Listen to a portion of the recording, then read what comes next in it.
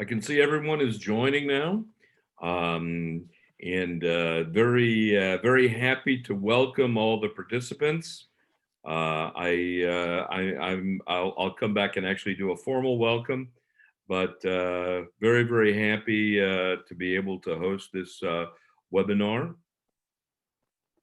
So today we have Cyberwatching.eu webinar entitled Cybersecurity Risk Management, How to Strengthen Resilience and Adapt in 2021. Obviously, what's going on currently in the world presents a very significant challenge for organizations with respect to a number of different areas. And one of those areas is cybersecurity. The key point of this webinar is that we are actually going to share with you quite a number of different practical aspects of this.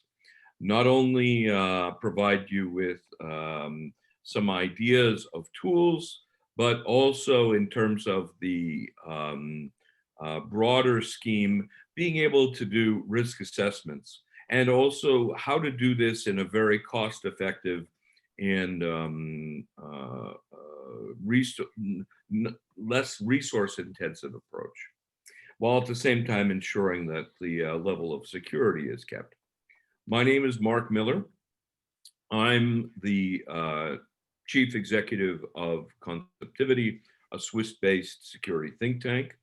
I'm also the Vice Chairman of the European Cybersecurity Organization, representing the SME community. I'm also the Vice Chairman of the European Organization for Security. I'm also one of the co-chairs of the European Cybersecurity Organization's Working Group 1, which is responsible for cybersecurity standardization, certification, and supply chain. During this webinar today, just to alert all the participants, the webinar will be recorded. You are very welcome to put your questions in the Q&A section so that either they will be answered verbally, or during the webinar, they may even be answered by someone responding with a typed message back to you. So please don't hesitate to ask questions as we go through the webinar. A number of the different areas that will be covered include a cybersecurity risk temperature tool, a guide for how to use the ISO 27001, also specifically oriented toward SMEs, but interestingly enough, also large organizations as well, because obviously the 27001 ISO 27001 provides that opportunity to assess risk. In any case, there's also going to be a discussion about what ECSO, European Cybersecurity Working Group 1, has been doing, and some very interesting developments there.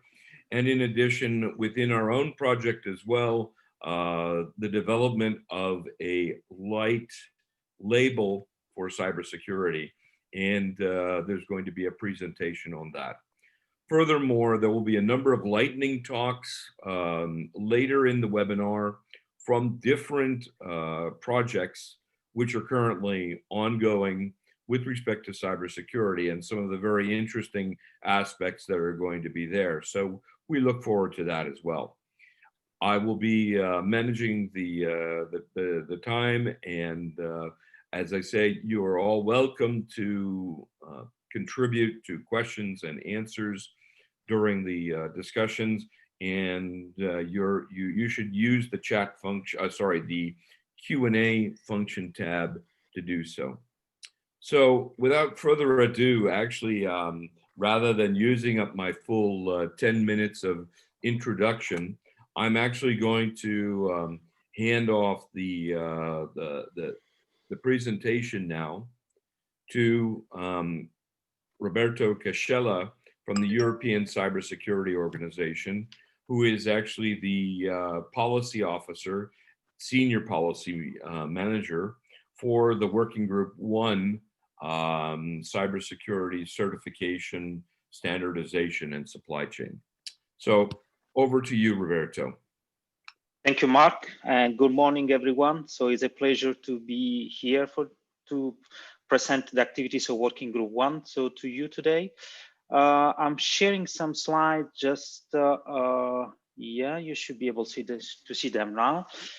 So just a brief introduction indeed, as Mark has mentioned. So I support the activities of the ECSO Working Group 1, and I just go directly to a little bit to give an overview of the association. So I'm not gonna spend much time in giving the details of each one of the working group, but because some of you already may know what ECSO is and then what we are doing, but just one important aspect that I would like to touch is that we cover, I would say, cybersecurity, the full ecosystem, cybersecurity at 360 degrees by looking at starting from research and innovation aspects, but by looking also at the industry and market aspects that are very, very important.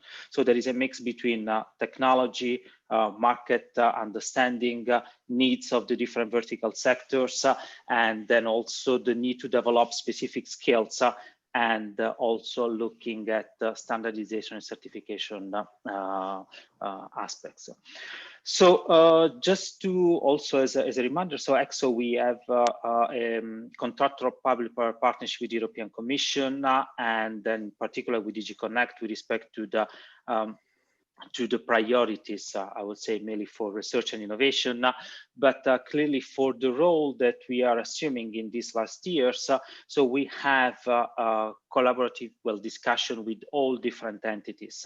So moving from different like European institutions, also the Parliament with respect to all the different policies, directives, but also with different DGs. I mean, like by looking at DG Energy, for instance, where there is also a lot of interest with respect to risk assessment certification aspects, and then also with other DGs like DG Move and so on.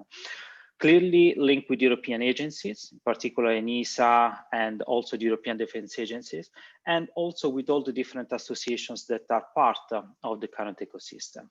So jumping directly into what we do into the ECSO Working Group 1, I would like to stress, you know,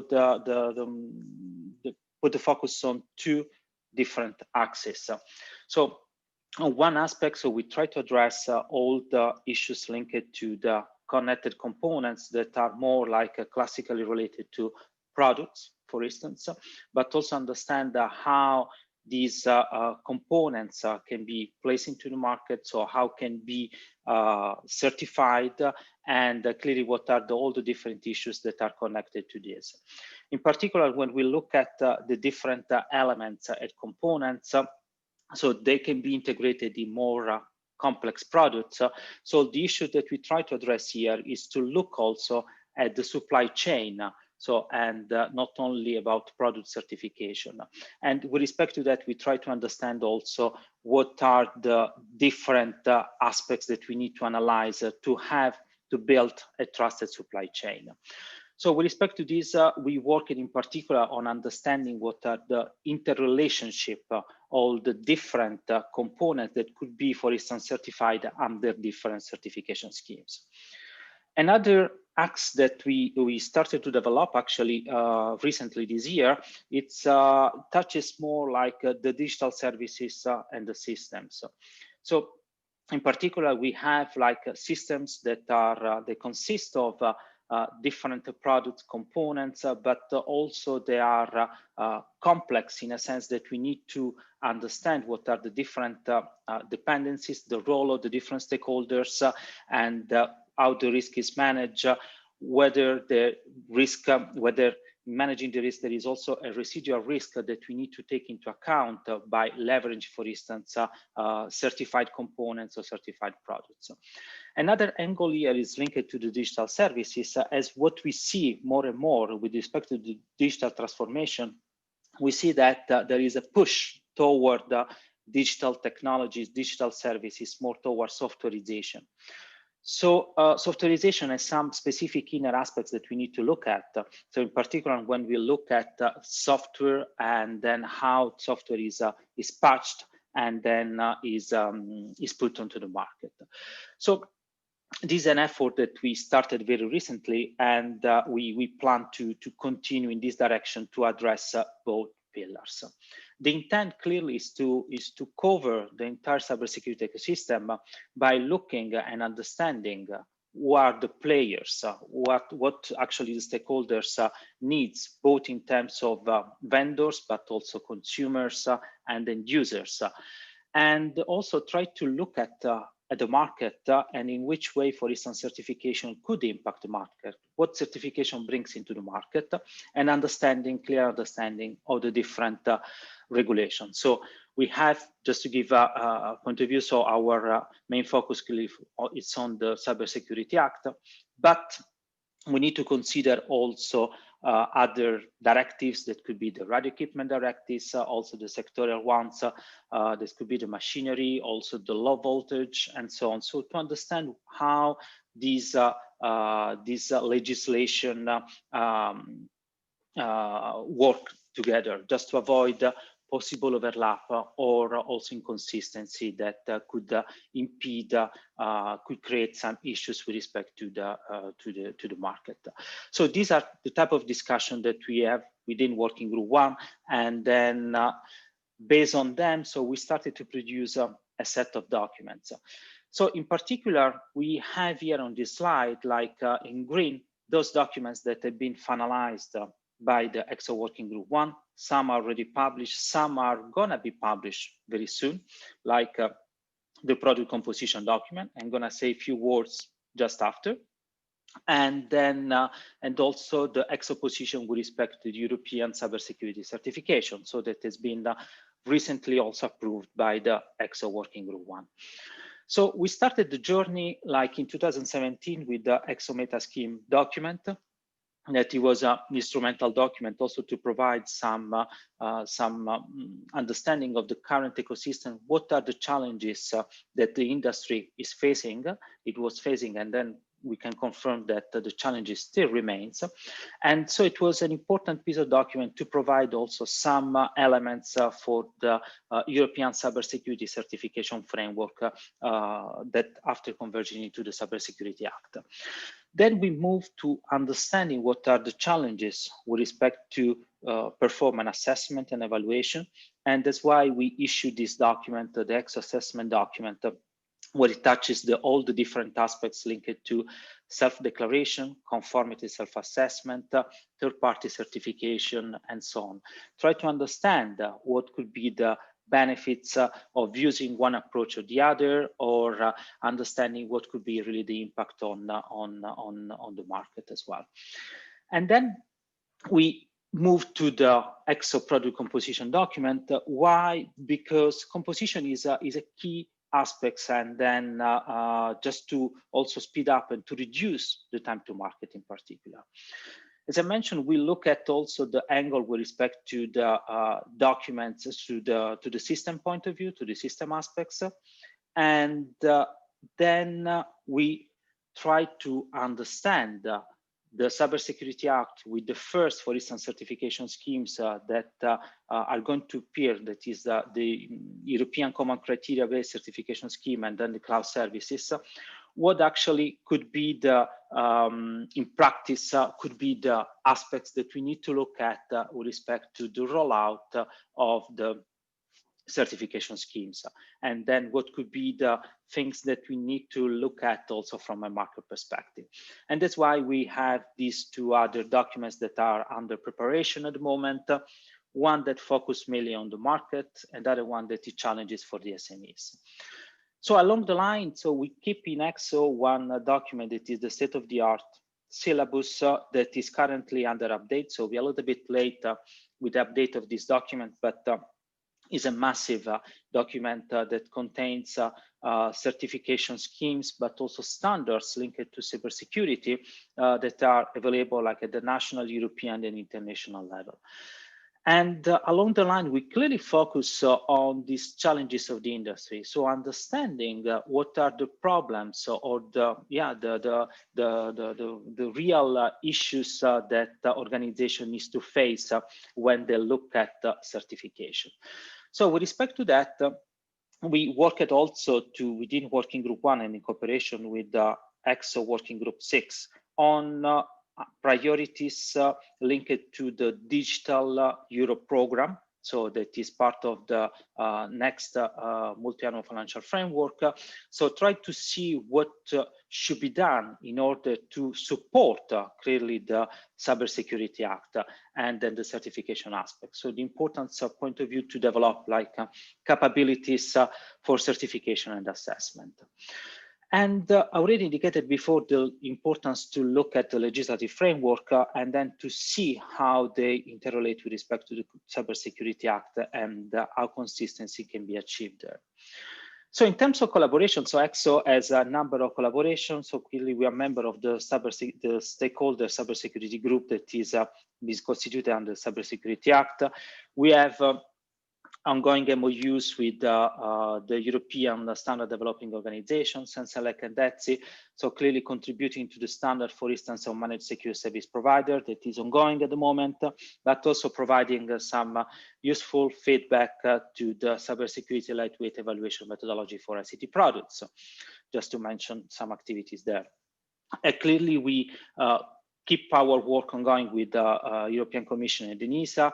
So on one hand, we contributed to the recommendation for certification schemes for the industrial and automated control systems. That is a report done with within the pilot project with the joint research centers, or we are also a member of the multi-stakeholder platform as part of the ICT standardization rolling plan. So going more in detail with respect to the composition approach, so why I would like to stress the importance. So just to tell you, last Monday, I joined the conference on the common criteria. And I think that overall, among all the presentations, there were like 5-6 presentations at least that touched like the composition issue. So this is a known and is already known, by the common criteria community, and they already using it. So now the question is that how can we move it, from the common criteria and then just to generalize it and then bring this kind of concept more to any kind of certification schemes. So the main point here with respect to the composition is clearly to enable reuse of evaluation evidence. In a sense, if I'm integrating like a component and this component has been certified, for instance, at a high level of assurance, this component could be integrated in more complex products, and this product will use the security functionalities given by this component itself. So we could, for instance, like reuse the evidence in the evaluation of this component just to provide also some certain level of assessment for the product itself. So this should decrease clearly the certification cost because I can reuse evaluation that has been done already before, speed up the process for the certification as well. And in particular, if we look at the provider that needs to certify a component that then is used within different application domain by different vertical sectors. So that should be a way to specialize bring in like specific requirements that are given by the intended use within the application domain. So this can be built on top of this horizontal component itself. So at the end, the idea is to really contribute to the time to market of certified products. Just to give a glimpse of what you can find in this document that we are gonna publish this week. So it's been already approved by our board of directors.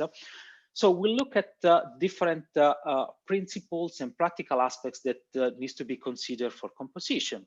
So clearly we could have different kind of approaches. So for instance, by looking at the problem bottom up, so starting from the components and then building up what could be leveraged by the top layer, or by looking at the top-down approach. So looking at what should be the overall requirements that we need to have at the top layer, what we could leverage from the bottom, or to work in a mixed approach. So by which is usually the case in this kind of situation. And an important aspect that we look at here is try to understand how to achieve really composition within the same scheme. So like, for instance, is possible with common criteria, or across multiple schemes.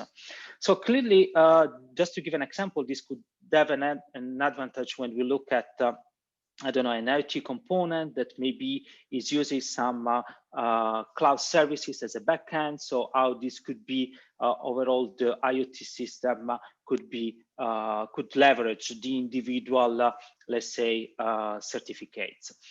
And other aspects that we need to look at, it's really how a component is integrated, what is tightly integrated, whether it is independent from the, or there is independence or not. This is important with respect to the residual risk that we need to manage in these kind of situations.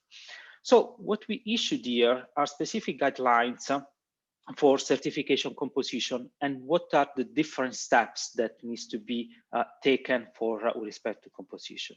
One important assumption is that the certification schemes, they need to allow for composition, and there should be a way also to have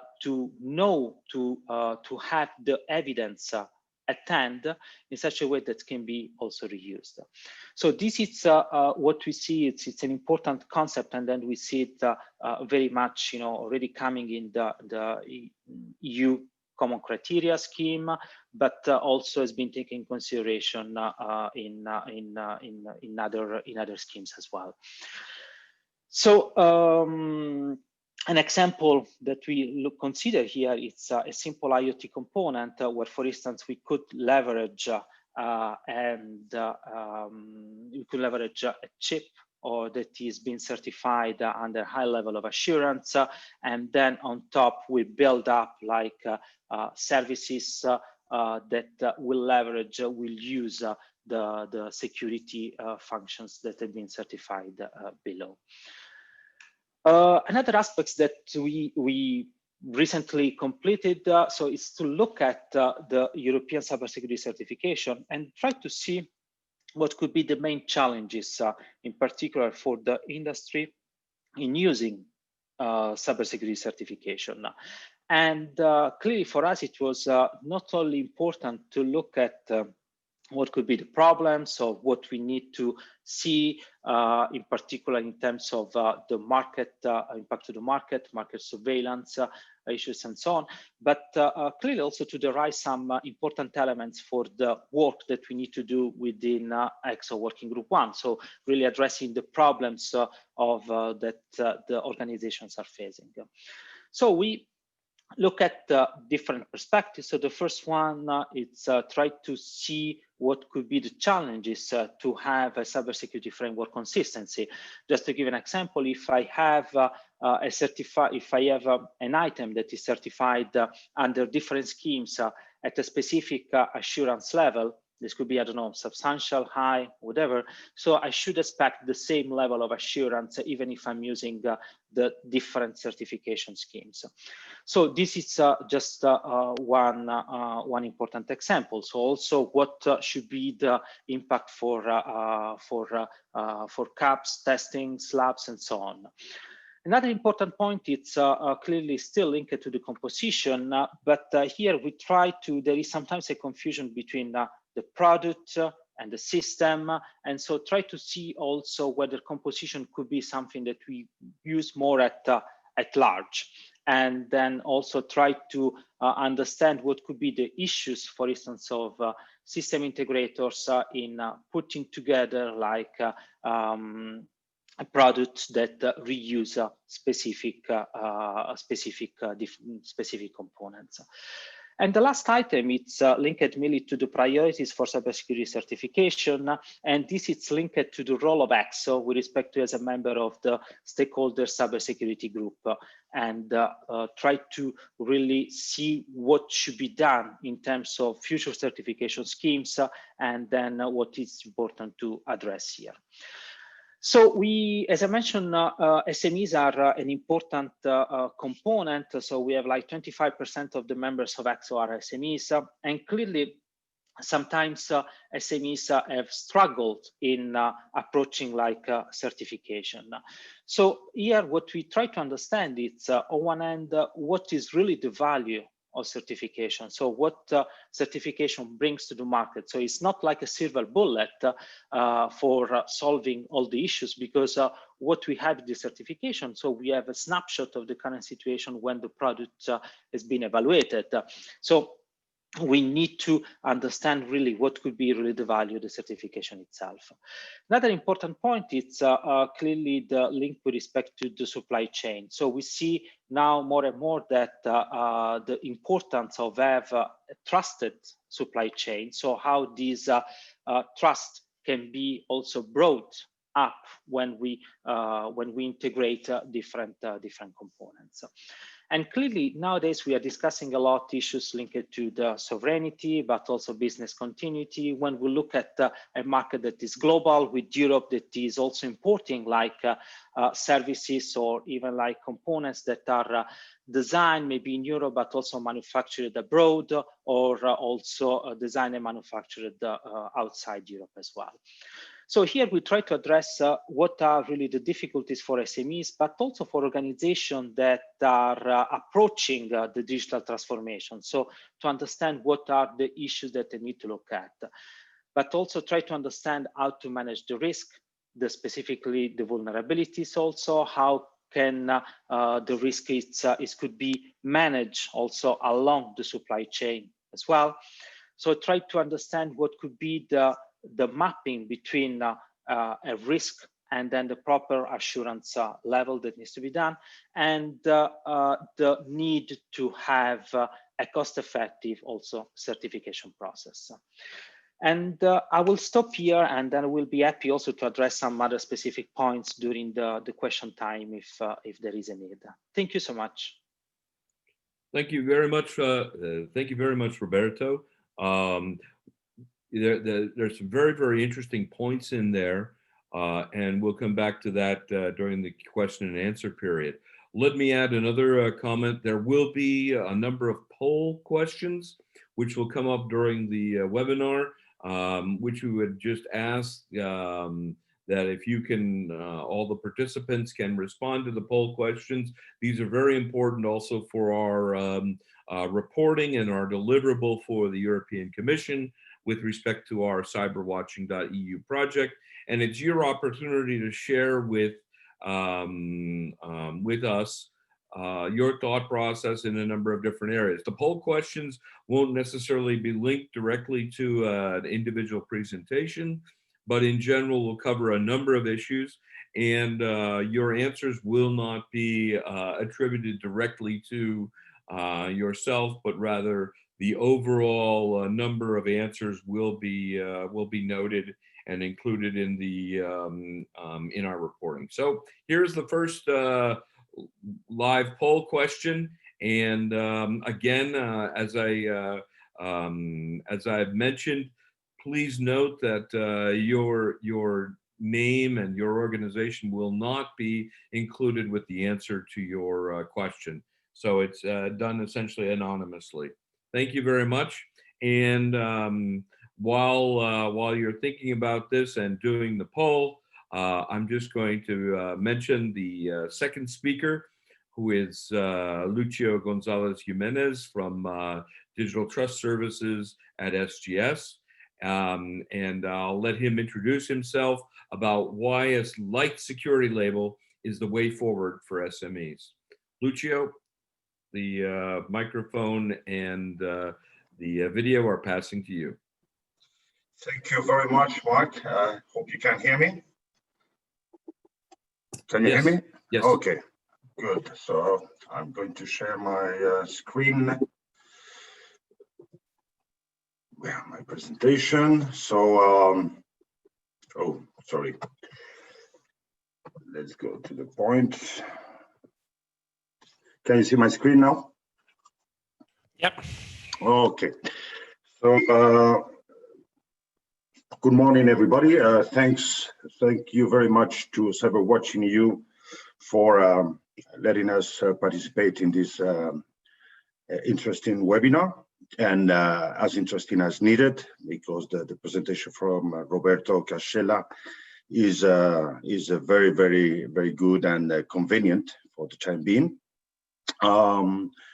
As Mark said, my name is Lucio Gonzalez Jimenez. I'm part of the Digital Trust Services management team and heading the Cyber Lab, one of the Cyber Labs we have based in Madrid. I'm also a member of ECSO and representing AEI, Cybersecurity, and we also have the pleasure and honor to have the vice presidency of this cluster. I will go straight to the presentation. Very quickly to introduce you what is RHEA about. It's the world leading inspection, testing, inspection, and certification company, and we've been in the market for a few times since 1878, which is 142 years ago. I wasn't by this time at the company, fortunately, I might say, but fortunately, I'm part of this company who is leading with around 100,000 employees and 2,600 offices and laboratories spread all over the world. We have two cyber labs, one in Graz, Austria, the other one in Madrid. If you can see my pointer here. And we are opening in Texas, San Antonio, Shanghai, and Taipei currently. So this is a strong, let's say, commitment from RHEA to the cybersecurity domain. I will detail or mention very quickly what is the presentation about the high impact cyber attacks can affect to every one of us, and it's happening on a daily basis. Also to RHEA, why not? Why certification is so important. Also, more or less the current situation. Roberto detailed very, very well about the cybersecurity scheme landscape right now. And what about certification, self-assessment, and labels? What is the difference? A bit of, let's say, a bit of light on these concepts, which are normally not well explained and in consequence not well understood. And finally, what could be the best approach for mainly an SME when addressing the certification process? So when we started to talk with Cyberwatching.eu, the point was to create a label that could enable a path to the certification landscape, environment, ecosystem, however you want to call it, because we understood that it is quite difficult to approach a certification scheme or process from the very beginning if you don't have any, let's say, previous training or let's say advisory or whatever you want, someone who can drive you or take you by the hand into this quite complex ecosystem. So about the impact of cyber attacks, I think it's more or less everybody has some consciousness about what's going on from what we have on our hands on a daily basis, applications, operating systems, hardware, devices from different verticals, you could be attacked from front end to back end systems in the end, but also processes, procedures, and policies. If you remember my first slide, there was some kind of green light, and that means a lot. That implies a process when you want to protect information and things like which are critical for you. In that case, it's green, it's open, it's community-wide, it can be spread. But if it was, let's say, a restricted document or a confidential document, this is part of an insight you have to do, and that's what the certification is about. But these apply to each sector, and no matter if you are a vendor, no matter if you are a certification lab or evaluation lab, no matter if you are a small company, a big company, whatever is the entity we are working at, we are experiencing attacks on a daily basis. So why it is important, why certification is so important in that context? It's important because it will allow you at least to protect your business at the maximum. It is important to know that either from the perspective of a supplier, if you are supplying, as Roberto mentioned, the supply chain and its importance previously, if you're a supplier, you need to have or to meet certification to get differentiation in the market, but also to minimize the impact in the supply chain of your customer. But if you are a receiver of those attacks, you need to protect your assets, the critical ones. If you are not protecting your business, then you are in trouble. In such way, as I said, you are protecting also your customers, because we don't have, let's say, the vision that very well developed software can be very useful for your customers. But if you don't insert security by design, you are also in some way, obviously involuntary, but in some way you are opening a door and nobody knows about that. But this door exists, and maybe someday this door could be exploited. So if you insert security by design in your devices, products, services, then you are protecting as such as your customers. And why certification is important? Just because the European Commission launched the security industry policy 8 years ago. In such policy, it was underlined the importance of meeting certification and standards properly, as we are in Europe doing right now, in order to overcome the barrier of market fragmentation. It's important to vertebrate a market, and certification and standards help significantly to this vertebration process.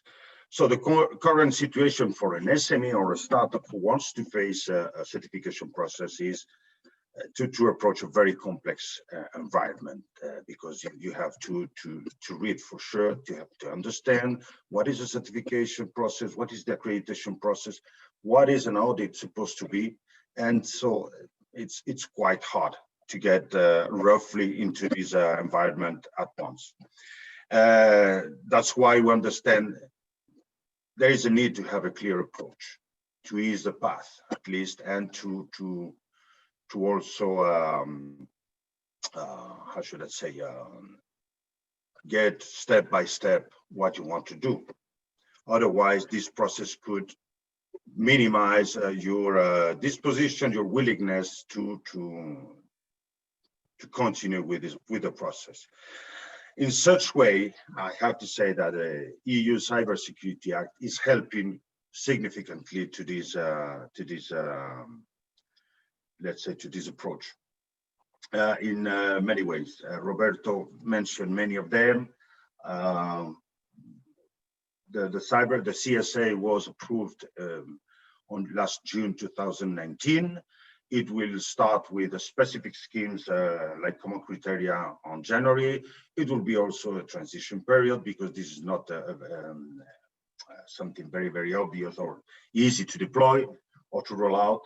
But you have to bear in mind that many schemes are on the way. So for next year, we expect to see common criteria for devices and software, also cloud, also 5G, IoT, and if not next year, but the following one by 2022, the start of industry certification scheme.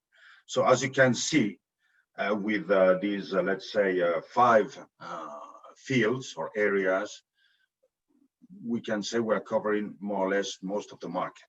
Okay. So again, you have many schemes, standards, or methodologies you have to learn, read, approach, whatever it is, in order to acquire some services, either for testing, inspection, or certification. And then from wherever is the market, if you want either to differentiate your services or to bring value, an extra value added service or product to your customers, you need to let's say, to take this path all over the way from the right to the left. And this is what the EU Cybersecurity Act is trying to vertebrate right now, and hopefully, I think we are in the right path. But this is the scenario that an SME or a startup has to face from the very beginning, and we will agree that this is not a simple task to deploy. But if I have the different perspective from the company, from the business side, I will either to sell or commercialize or buy products, processes, or services. So I need for sure somebody to help me from the very beginning. And consulting firms are very important in this area, because they help you to implement standards or technical specifications. So there is a very important player or stakeholder in this field.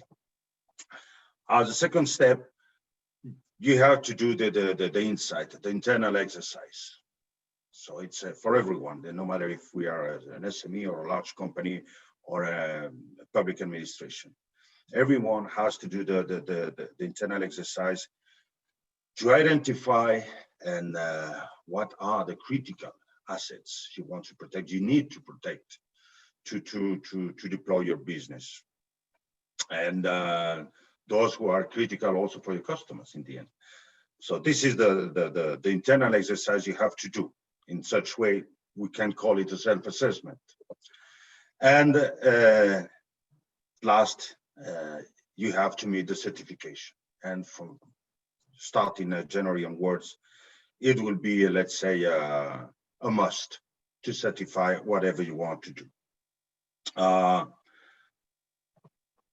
But we have to bear in mind, and we have to have a clear view about that. These are not the same tasks. All of them are needed, are important, necessary, but consulting is not the same as certification. Consulting is not the same as self-assessment, and also self-assessment is not a certification process, and it's not also a consulting. So each process is needed, important, but different. Otherwise, we are mixing things that are, let's say, so important, like the independence. The independence provided by a certification entity is absolutely crucial if you want to add value and differentiate your product. As simple as that.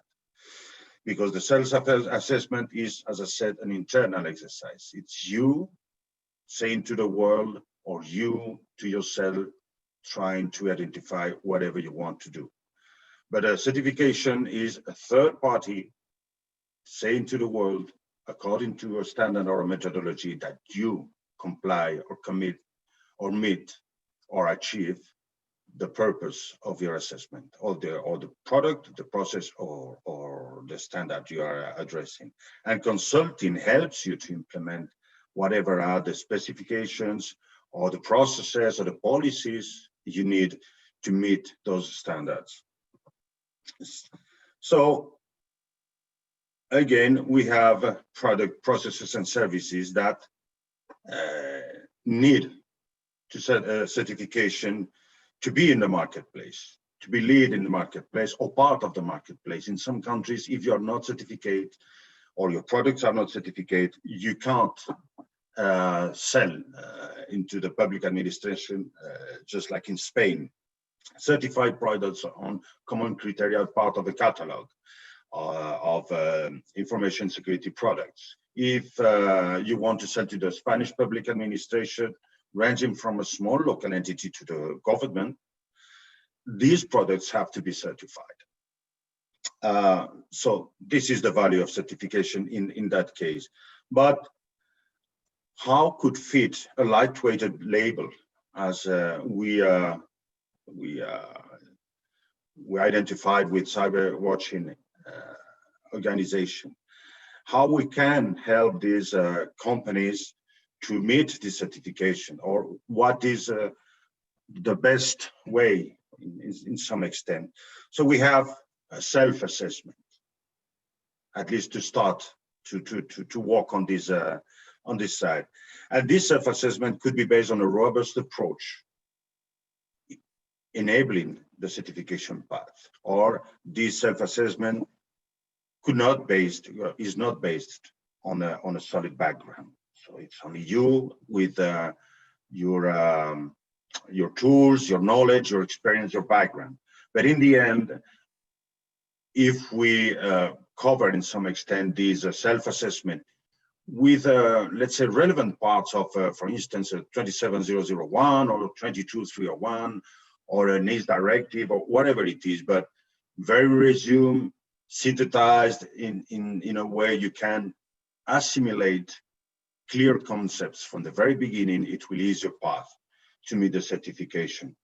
And this is what we understand will drive you to understand as well the landscape we are working on. We will start to work as the Cybersecurity Act. So again, this is not the same thing. We have to differentiate certification from self-assessment, but both are important and needed. In that case, what we decided is to launch this label is to address the robust one. Otherwise, it would be a nonsense. And this is what we understand could also ease your path as a producer to meet the Cyber Act. But if you base your self-assessment on a non-solid background, it will take more time, much more time, and it will be more expensive for sure. So what could be the best approach? As I said, to go step by step and apply a mid to long-term approach. Just if you have a look at those who have children, if you have a look on your babies, they try to run before they learn to walk. But then they go on their knees and then they got tired very, very easily. This is more or less a similar concept. We can't start to run if we don't learn how to walk in that ecosystem of certification and self-assessment. So you need to apply, you need to have this insight, and you need to have a mid to long term mindset. So many companies are aware about cybersecurity matters, yes, but many more are not. So you have to do this insight, this deep thinking about the situation you have in your companies. At least we have to do, everyone, and we do. Even at SGS, even if we're a certification company, we have to protect our critical assets and those from our customers. And in some cases, we have to do it by law. So in the event you are facing your first attempt, then try to do it with an existing and robust lightweight label. Hopefully you will use the one Cyberwatch will launch in order to acquire this solid background, as I mentioned before. It's very important. It will avoid you a lot of wasting time, in some cases a bit of frustration, because it's not easy. And this is the purpose of the lightweight label, to ease the path, okay? And try to start with a clear understanding of the rules. It's very, very important. The rules are rules. They are not subject of interpretation. They used to be clear, and you have to take the decision that to try to take a decision that will not compromise your business. It's not a matter of going fast. Again, it's a matter of being certified. So then try to understand, evaluate, and assess the gap of security you may have, as all of us did. Join a consultant firm to help you put those measures in place is, again, very important. And I might say it's a critical role from the very beginning, because this will help a lot. And then you will be more prepared to address the certification process, because in the end, certification is always achievable. Always. It can take 3 months, 6 months, 1 year, 2 years. But if you want it, you will achieve it. And this is a strong value of differentiation. And finally, we used to say that, but take into consideration there is no one-handed security. But many situations on a daily basis lead us to assume acceptable or unnecessary risks. And the point is to take those that are acceptable, not the other ones. So thank you very much, and bear in mind how high you want to aim. But the highest point here is the certification. Thanks a lot. Thank you very much, Lucio, and appreciate very much your presentation. We'll come back to questions on that in a few minutes. We have another poll question in between as well. And we're getting a little bit behind now, so we're going to need a little bit more, let's say, as much as possible to be efficient. The next person is actually Fabio Guasconi, who's going to talk about the SME guide for the implementation of ISO 27001. Fabio, the floor is yours.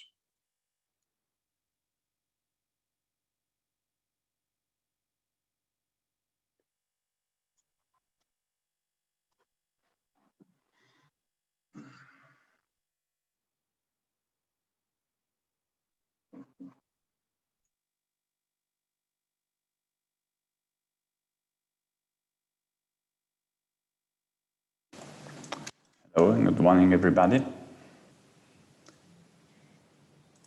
I hope that everybody can hear me well and see my screen and both the presentation. Yeah, Fabio, we can hear you and see your presentation. Thanks. Wonderful. Thanks a lot. Okay. So today we are going, well, just a few words on myself before starting. My name is Fabio Guasconi, and I basically, well, the most interesting part regarding today's presentation is that I'm the chairman of the Digital SME WG Cyber and Data, which is a working group that is very much based on standardization works and their implementation within SMEs.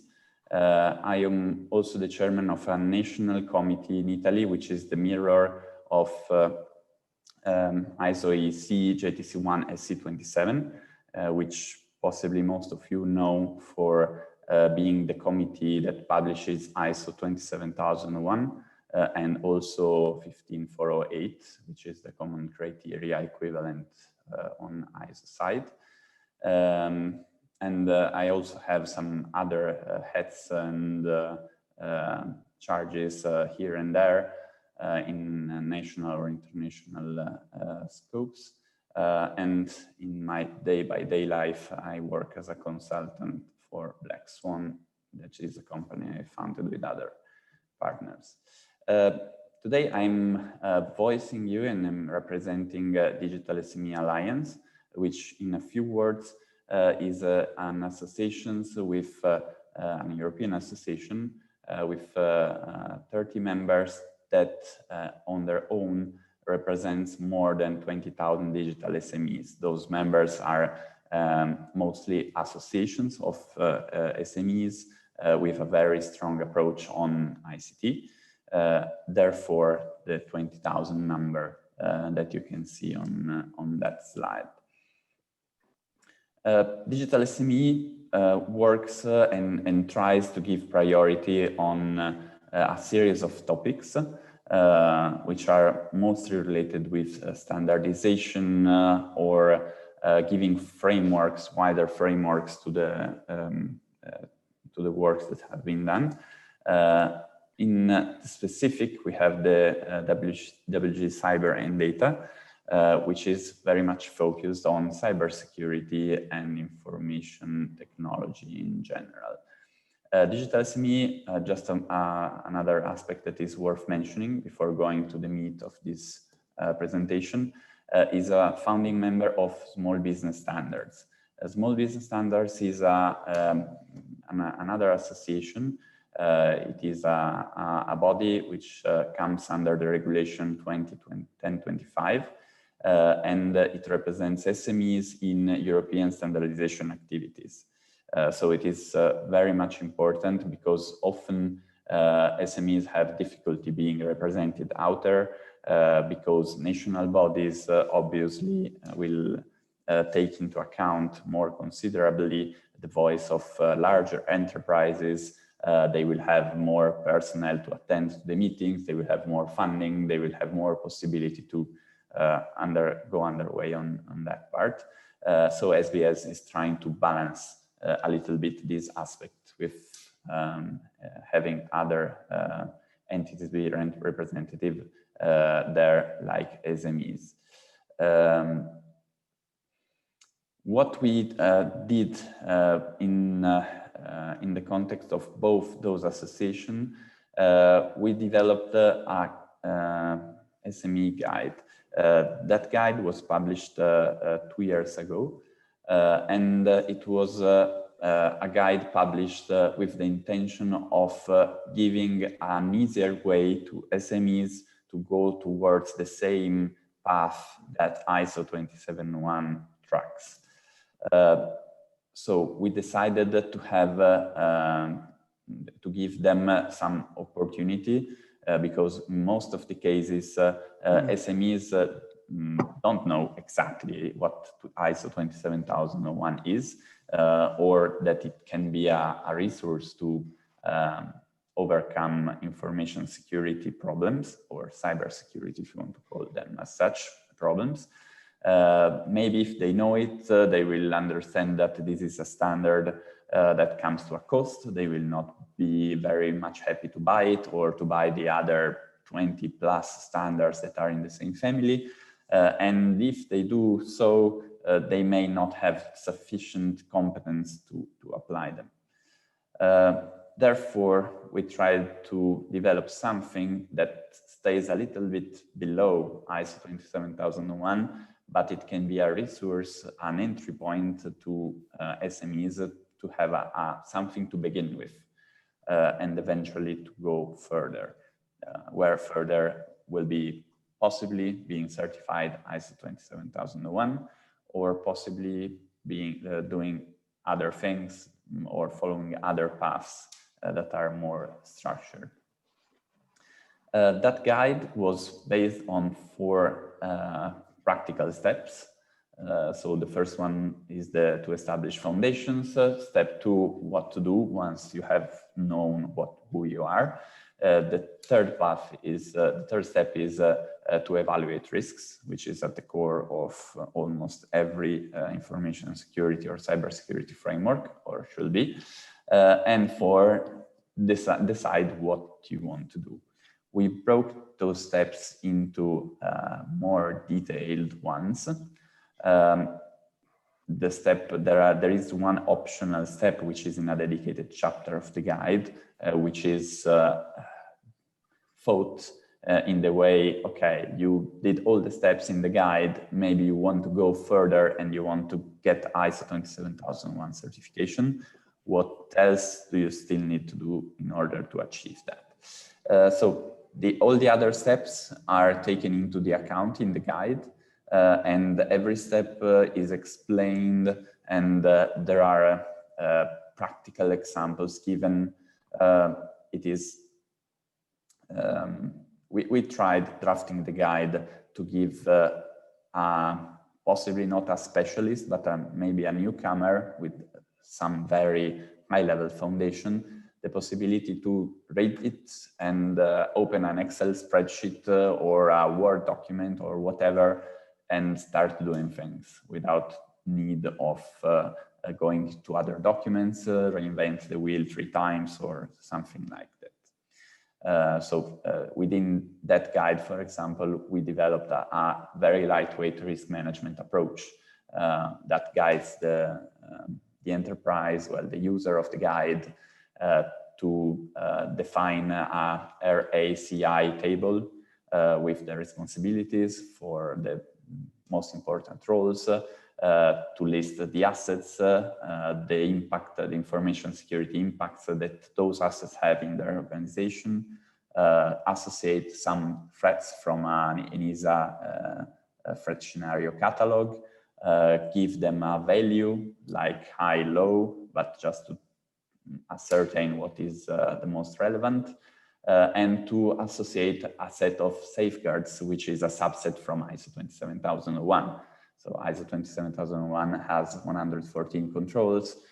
We outlined 16 essential ones and 30 optional. So it's a very smaller number. So we tried to put the very best of the beef inside there and how to go forward and implement those controls. So basically it is what we put into that guide. And while drafting it, as we said, the principle was to have it as a first step. The second is up to the user.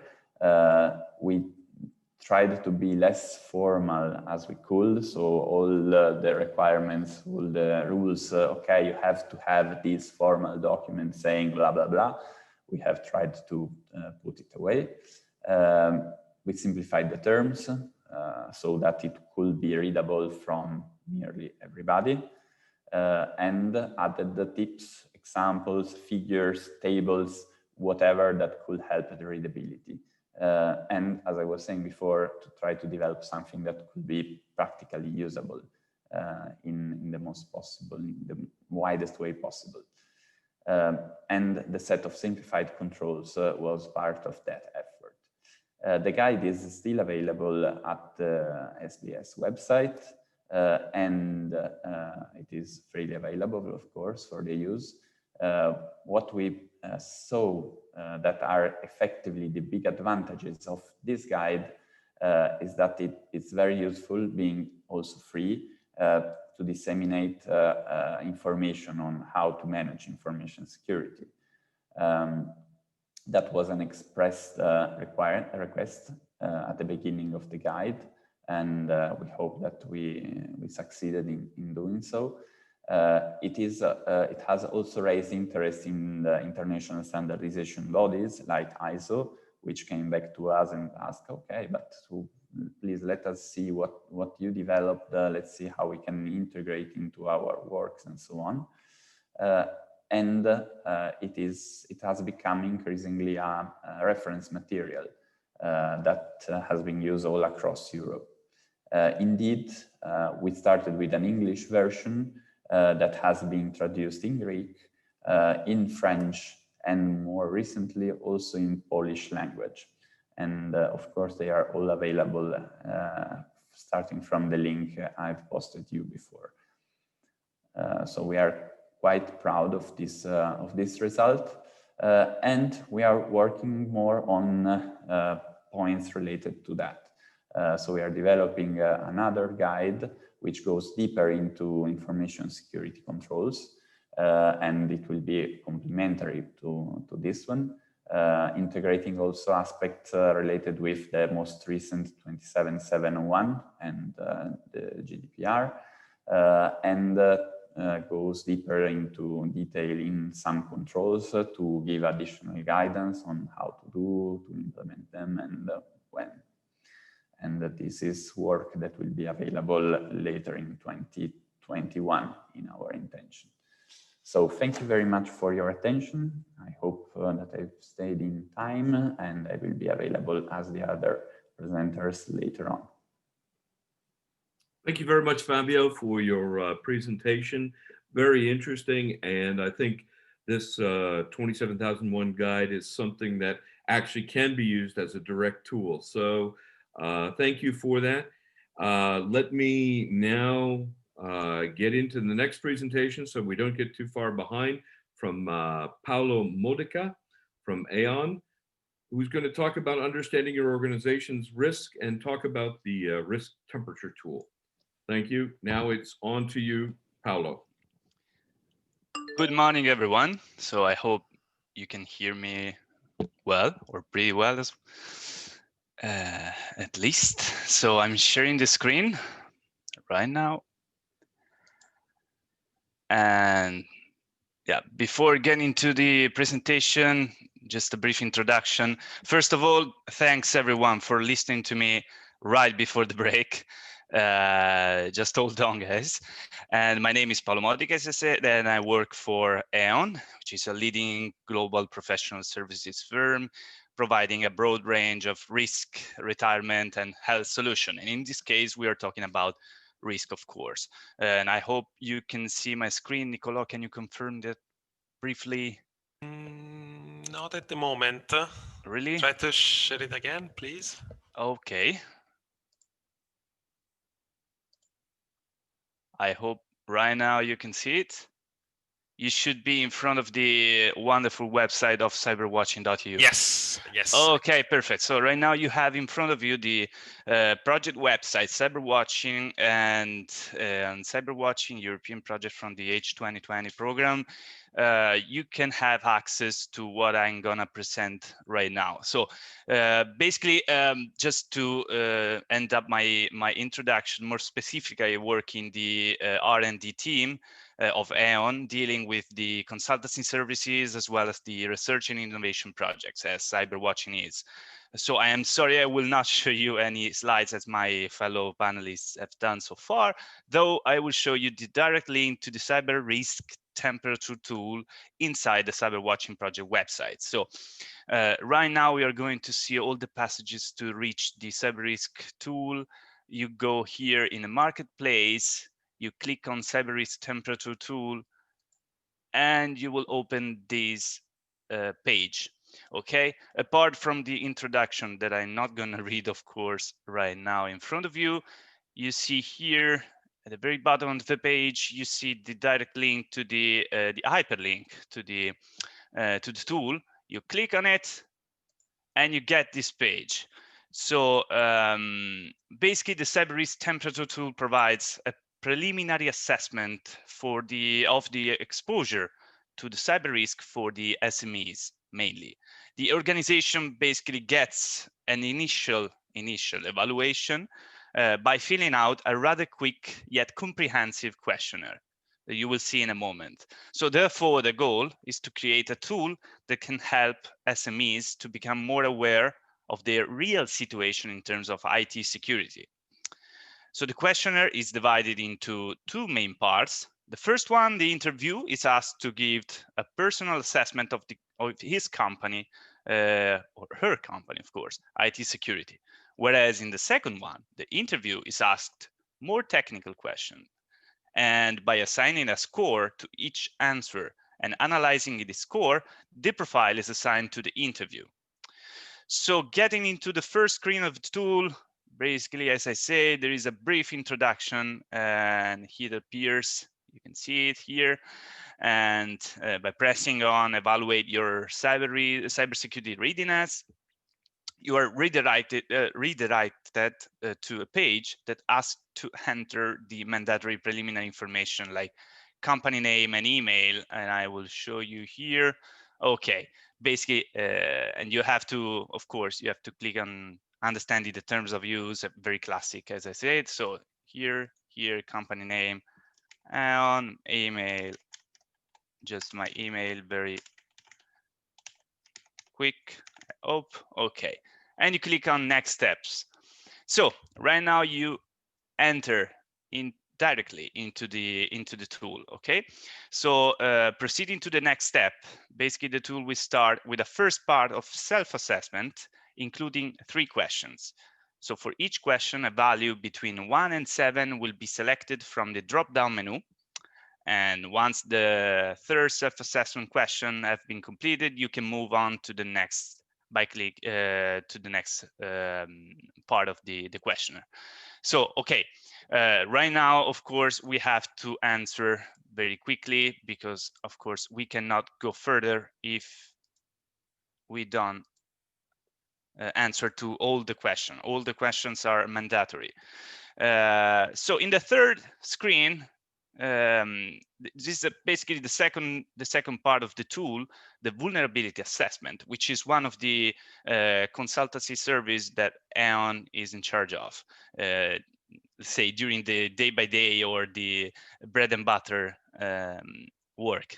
So there are 11 questions, okay, and related sub-questions considered to be effective assessment. These questions provide the possibility to choose one and only one of the relative answer options, of course.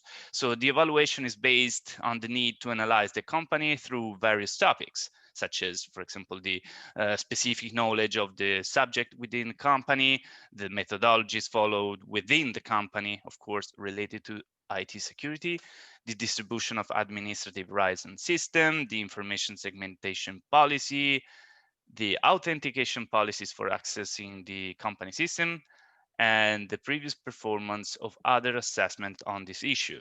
So we can go briefly through all the questions. And of course, there is a very important thing. After each answer, a brief description of the subject of the question and its importance for the IT security will appear on the right, like here, will pop up here on the right. And there are some questions whose appearance will be determined by the answer to the previous questions, of course. So, for instance, in question 1, which we are here, of course, right now, and refers to the conduct of training courses. If the answer is yes, a sub-question will appear in order to specify whom these courses are addressed to. And you can see here. So all members of the organization. We can go very quick towards the end of the questionnaire. As you can see here, I'm not stopping to each question, of course, for the sake of your, let's say, attention and time. But for example, in the fourth question, we can go briefly here. The question 4 is aimed at identifying the area of administrative rights, right? Okay, so the questions arises from the need to verify that there are not so many users able to change the setting of the system, which could be a very potential issue for cyber attacks. Okay, anyway, we go further. 6, 7, 8, 9, and 10. Okay. So 10.1, of course, is another sub-question opened because the 10th questions open, let's say, different possibilities. So backup differential. Sorry if I'm not going very consistent in consistency, but yeah, again, for the sake of time. And here we're proceeding to the very last question of our questionnaire. So basically, we for example, in the question number 10, we have seen the differential backup performed. Anyway, I'm not going into details again, but once the second set of questions, which is the vulnerability assessment question that we have just seen, is completed, we click on complete and we will open the final page of the tool. It's very straightforward and simple, as you can see. So the website is very nice and thanks us for completing our evaluation. And as you can see by our very random answer to the question, we have still, let's say, an introduction to the to the report that we'll be receiving, and basically based on a matrix that we have internally, of course, it results that our company has a low vulnerability, and our perception of cybersecurity is slightly underestimated the real situation that we can have. So we can receive some mitigation along with the recap of all the answers that we have provided. So the last steps that we have to do is to download the report in PDF, and containing it. Basically, the PDF version contains a brief summary and the analysis of each answer given in the completion of the assessment with the relative recommendation, as I said. So the tool will return the description of the vulnerability range divided into high, medium low, and low, in correlation with the perception of one's own IT security, as we have seen here in the recap of our report. So this is it from me. I think I try to speed up a little bit in order to be, let's say, consistent with the agenda. So I will stay here, of course, for any further questions, and I give the floor back to Mark. Thank you very much, Paolo. A very interesting tool, and I would recommend that everyone who's on the webinar take the opportunity to take a look at the tool. It could be interesting for your own organization, or even just for your own education and edification. So there's also a live poll question, which is currently out there. So please take the time to answer the live poll question. We have had a question in the chat, and we're going to ask our panelists to actually respond to this. The question is this: typically, certification means that you demonstrate compliance for a particular moment in time. Actual high level of compliance, though, might in many cases change over time. For supply chain management in particular, this person would argue a need for real-time monitoring, perhaps even a bottom-up approach, to be able to monitor and show compliance at all stages and at all times. Has there been any observations or any work in this space? Where does this certification approach fall short? Are there some challenges, requirements to achieve this real-time monitoring? And what are all our thoughts on real-time monitoring in general, et cetera? So I throw the question to our panelists, and please jump in there, any of you at this point.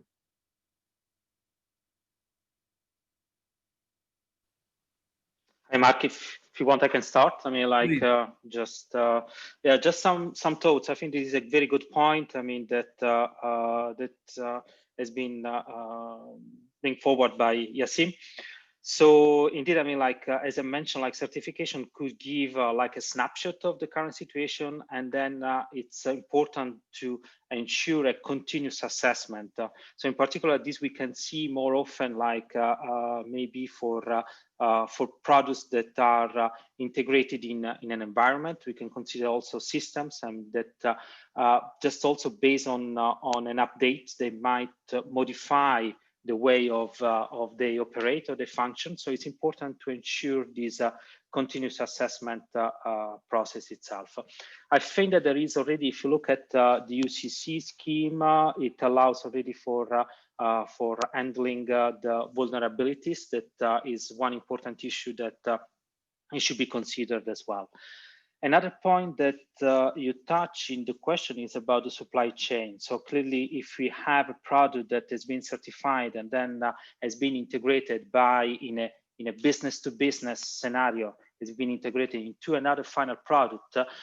So we need to be sure that this product is still like maintained and updated. And so there is a clearly understanding of the possible implications of the vulnerability, or maybe the update that is done on this product later into the final one. So these are all aspects that we are trying to discuss indeed within the working group one, because in ECSO, because what I mentioned before, it's really key to have a trusted supply chain. So in a sense, and the work that we are doing with respect to the composition, in a way also look in all these kind of issues, especially when we have like a product that a component that is integrated into a product, and then this component is updated. So possibly it needs to go towards a reassessment and what could be the implications toward the final product itself. Again, one of the points that I mentioned in the presentation is to understand how a component is reused. For instance, whether it's tightly integrated into the product itself, or it just sits independently and so on. So it's important to understand really what is going to be the risk, how the risk is managed, and how the risk is really handled with respect to the possible updates of the component itself. Thank you very much, Roberto.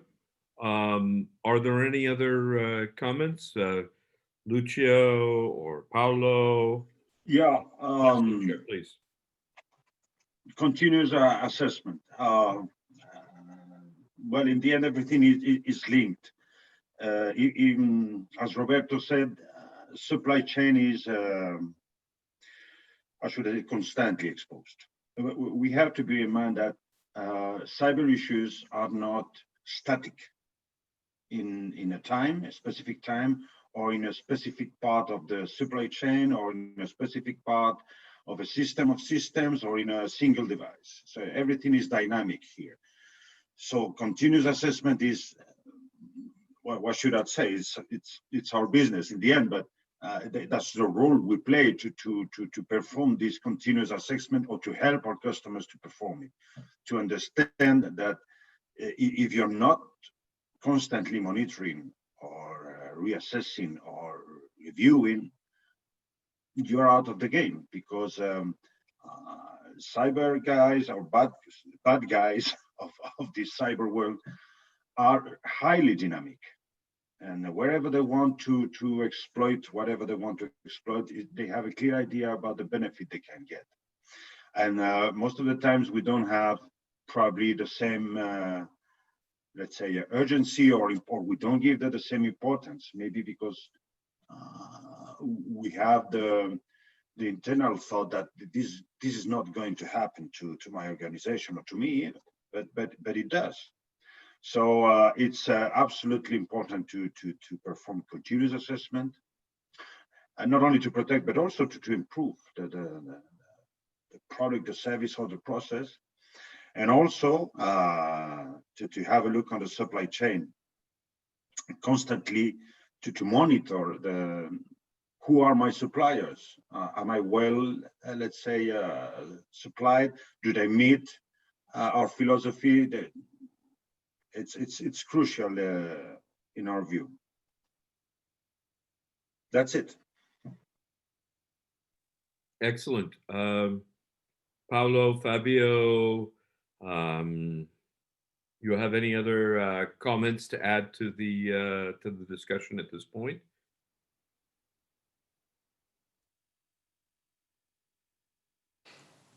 Nothing from my side. Thank you very much. Great. And neither from me. Okay. Thank you. And I do think it all was covered. And I didn't see any other questions in the current Q&A slot, nor in the chat at this point. So perhaps what we do is we actually continue on, because knowing full well that sometimes presentations will run over a bit. I think that we're actually a couple of minutes in advance, which is excellent news. So we're going to start the second part of our webinar, which is related to new directions addressing risk management challenges. These are actually lightning talks and an interactive discussion with the different European research and innovation projects. We happily have the different organizations that are addressing and specifically projects which are interesting for this topic area. And we're very thankful that representatives from these different projects have agreed to be part of our webinar. So without further ado, and rather than actually being in a situation where we continue on to a pause at this point, I think it's better to actually continue with the first talk in this lightning talk series from SECONDO. And Christos from the University of Pireaus, you are next in line for this presentation. Thanks, Christos. Hi, I am Aristeidis Farao. Sorry. And I will make the presentation. No, it's okay. No My problem. apologies. Oh, don't worry, it's okay. Can you see my screen? No, not yet. Not yet. Okay, give me a minute, please. Now? Yes. Yeah. Now we can Perfect. see it. Perfect. Thank you. I am Aristeidis Farao, as I said before, and I am from the University of Pireaus, and I'm also a researcher for the SECONDO project. I will start with the cyber threat intelligence and providing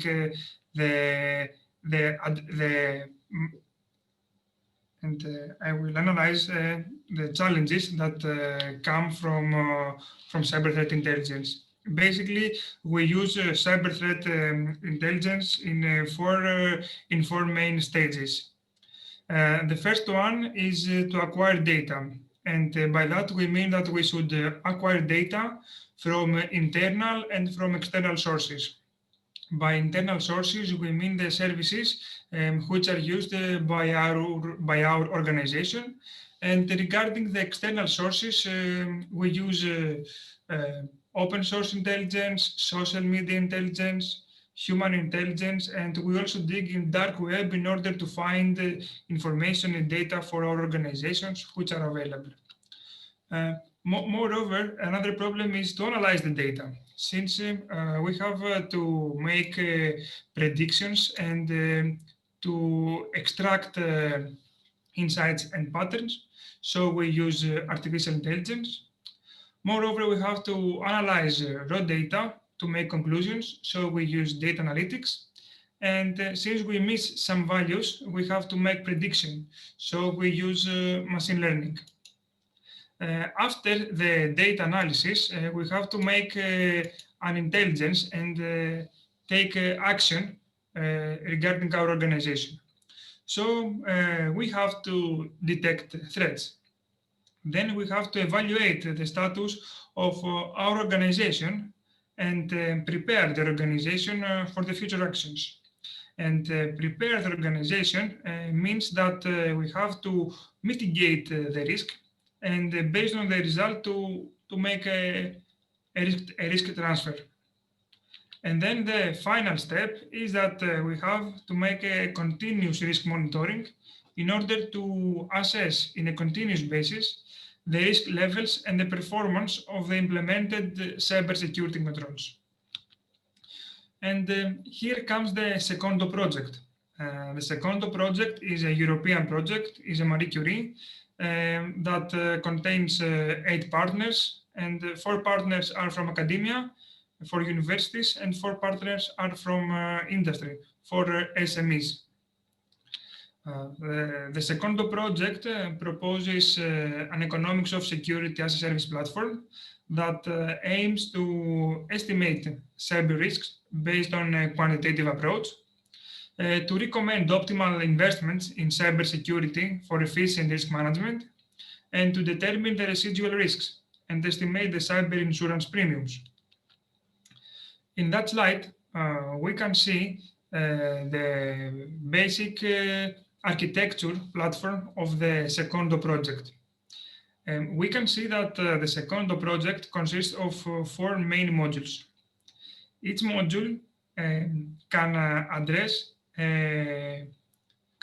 one or more than one challenges that derive from the risk management. And I will start with the first module, quantitative risk analysis, that's responsible to quantitatively estimate the expected risk. And this module consists of 4 other modules. The first one is the module that collects data from external sources. The second module is the one that collects data from internal sources. And we have also a module that evaluates each asset utilizing the SECONDO's asset valuation method. And then the last module is the one that calculates the risk. The second module is a cyberinsurance investment that's responsible to provide a cost for to provide not only a cost for security controls in order to mitigate the risk, but also to provide the optimal investment strategy to invest, to take correct decisions in order to achieve the best investment plan for the security controls.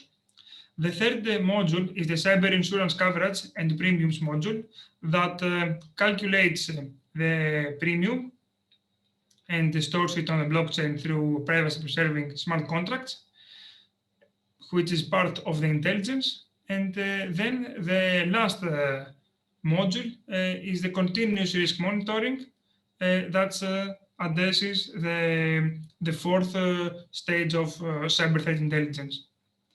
This is responsible to continuously monitor and continuously assess the risk level of an organization and assess the evaluation of the installed security controls. In that slide, I will present the impact of the SECONDO on organization and especially on SMEs. I will start with the mitigation of cyber risk. In order to do that, we focus on collecting and on acquiring accurate data. So we first acquire data from the employees, and by that I mean that we focus on user behavior. So we evaluate user behavior, making phishing campaigns. Based on their behavior, we evaluate what they've done. Moreover, we collect data from the utilized CM and log files from firewall and IDS to calculate and to create predictions for probability of occurrence of an attack and for malicious connections, and from inside and from outside of the organization.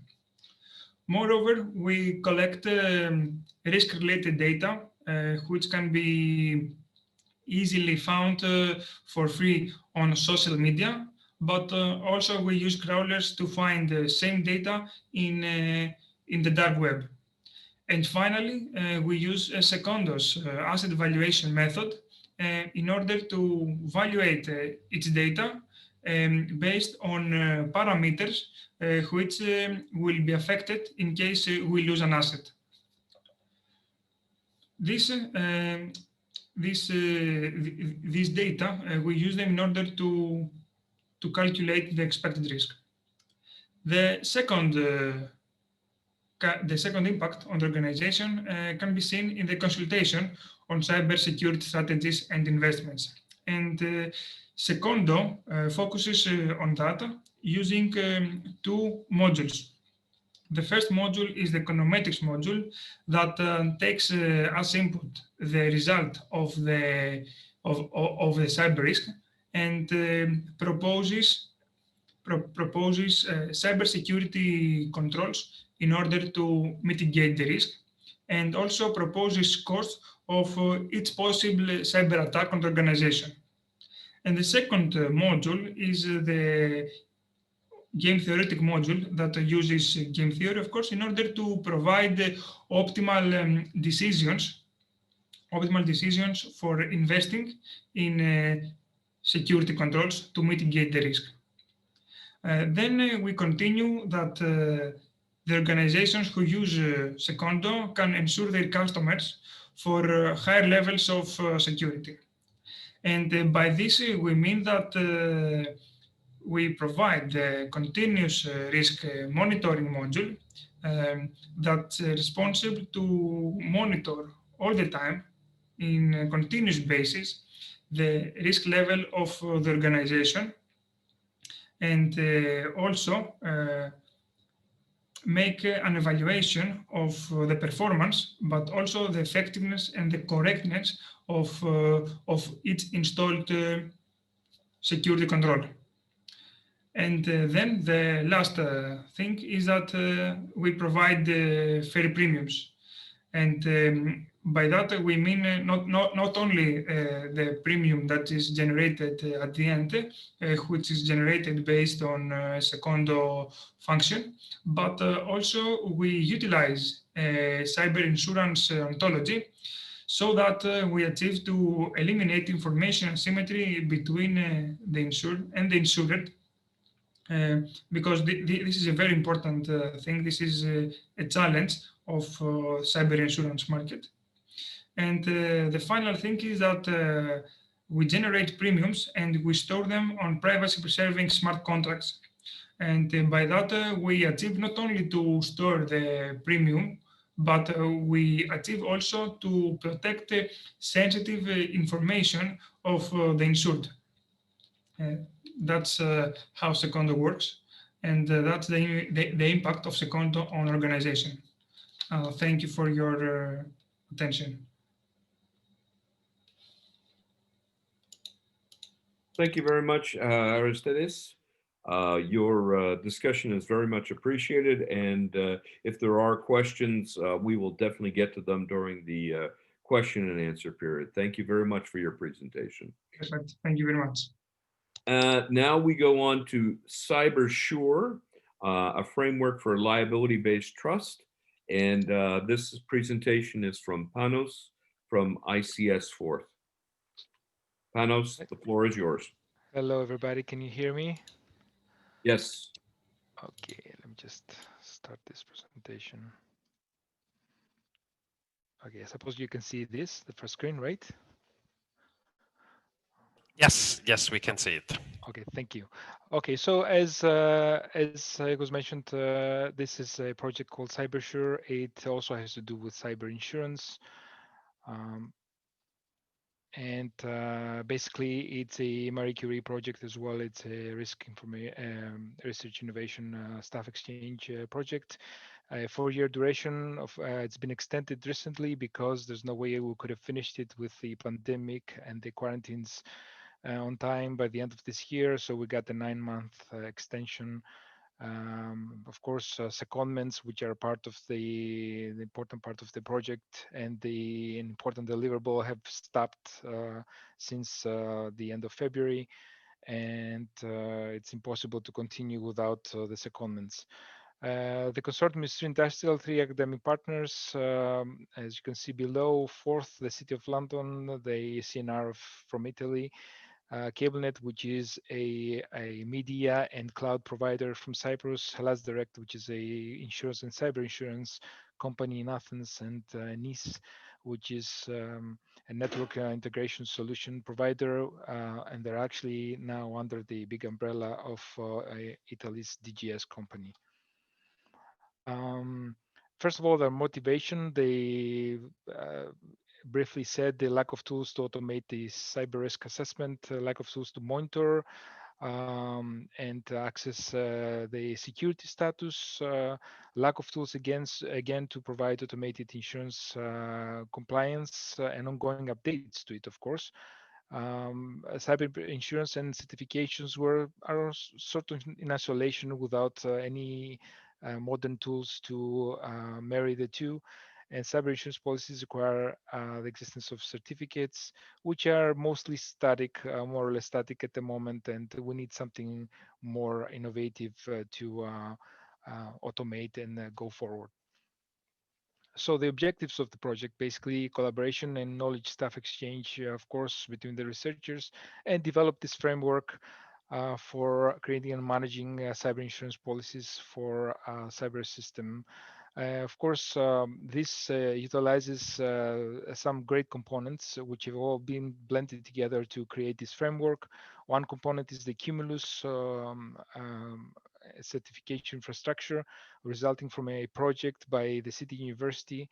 The other one is, the other two are commercial products, more or less, from NIS and Nessos. They have to do with risk assessment and risk management methodologies, but they're actual tools as well, and not only methodologies. And the insurance, of course, the insurance management tools from the last direct partner, which are the sort of the client component, the end component, and the big sort of a managing component, let's say, of the whole process.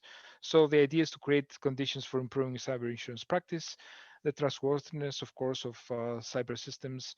And if we could get there, and we can definitely think about commercializing in, let's say, CYBERSURE 2 or through an SME, the platform itself, and demonstrate.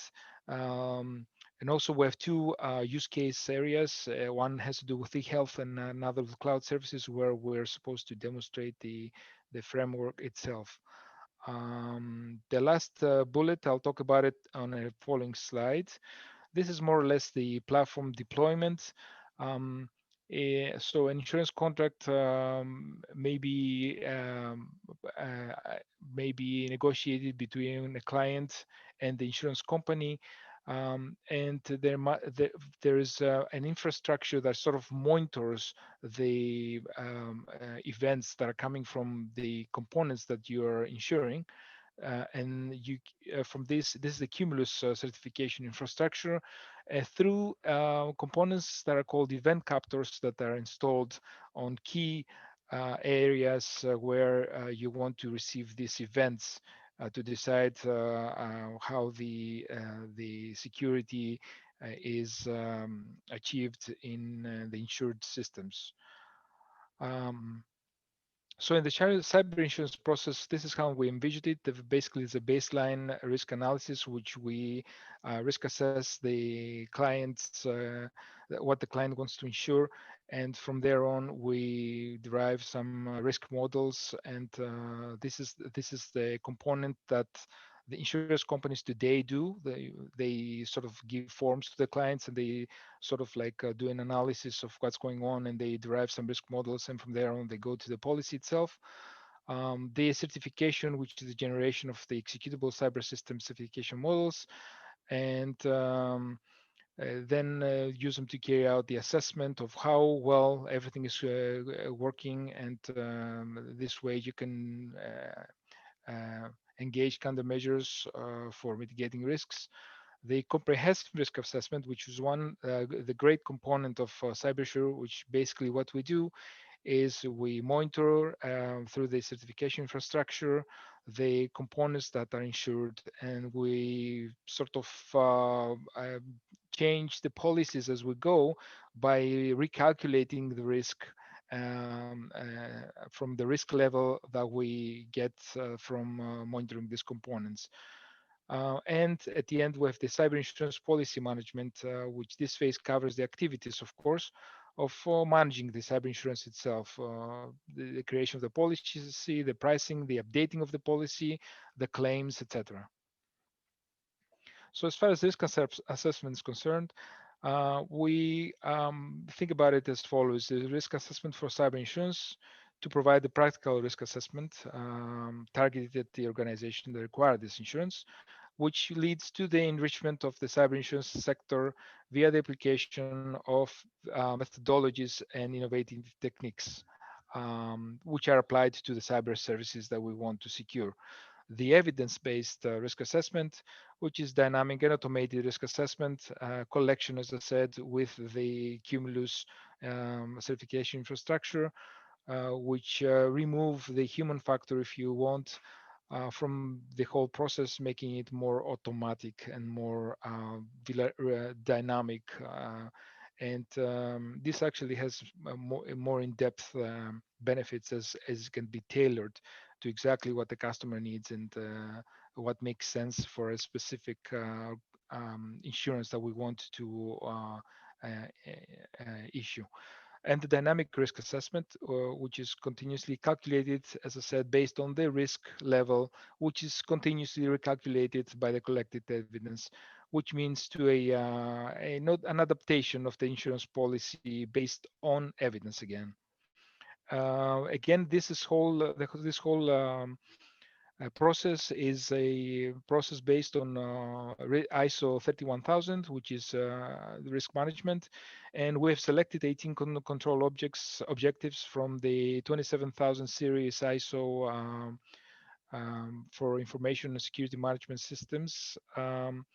And 6 of those control objectives are for management, 7 for technical, and 5 for security. Again, I'm not going into many details because we have limited time here, but I'm giving you a very high level of what this project is about. So the goal is to develop an innovative framework to support the creation and management of cyber insurance policies. So this framework will support basically the dynamic certification of security and privacy properties that require insurance, the dynamic estimation of security and privacy risks, the development, monitoring, and management of cyber insurance policies for the insured systems through the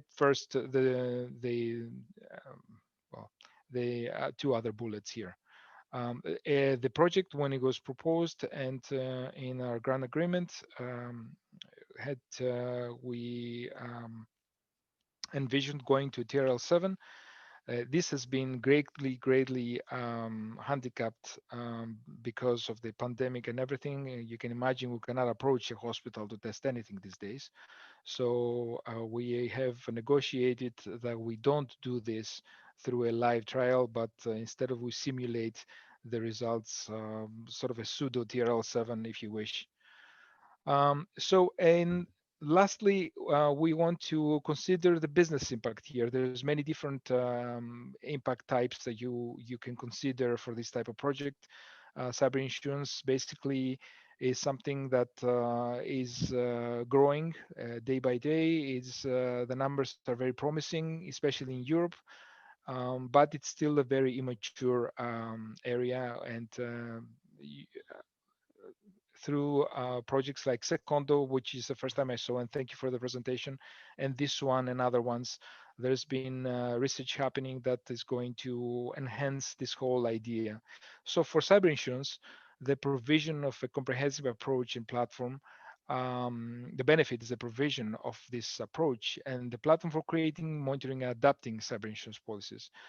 So the benefit is here that you provide cyber insurance policies customized to the needs of individual customers and their organization, what they want exactly. It's not something that applies to everybody. It's not 3 types of insurances, but now you have different types of insurances that you can customize. So it's dynamic and continuous risk assessment, and it leads to a more accurate basis for monitoring cyber insurance policies. And you can imagine this also has economic benefits. So it reduces the insurance management costs, of course, and consequently it goes to the customer, which reduces the policy premiums as well, making it more attractive, and therefore giving the cyber insurance the boost to grow more strongly in the future. So for cyber system providers, which are actually the insured, the customers of the cyber insurers, it will improve their security through the provision of automated risk management and security and privacy assessment and certification services. It will incentivize, of course, for them to keep up with their security and keep following standards and benchmarks, because this will be on their benefit, because they will reduce this way their insurance premiums. And the establishment of liability through the undertaking of cyber insurance policies, and this mostly applies for the users of the cyber system providers. So it's like the end user using these systems. This is their benefit. They feel more comfortable. They feel that their system they're using, they're going to be there tomorrow. They're going to function well. Everything is going to be better because of this cyber insurance chain that provides this this side of security, if you wish, safety. And assurance.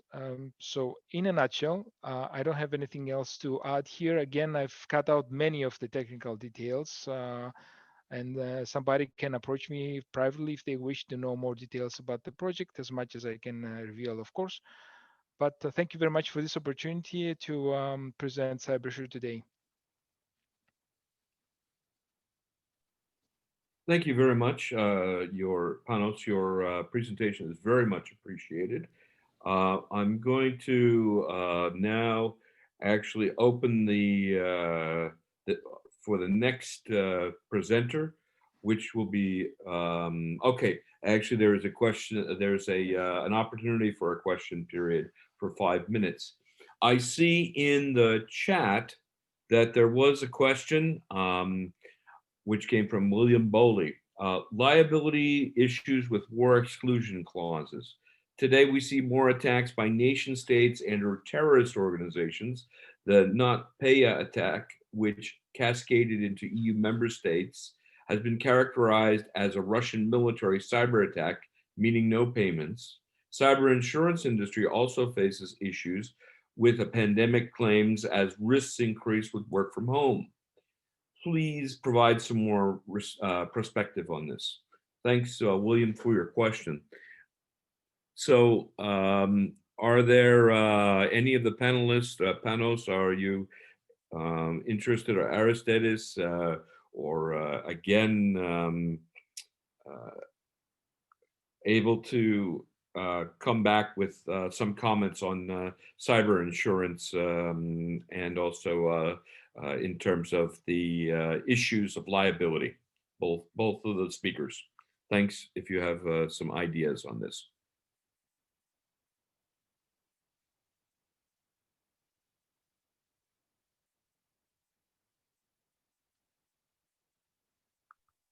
Well, in general, I don't have an exact answer to this.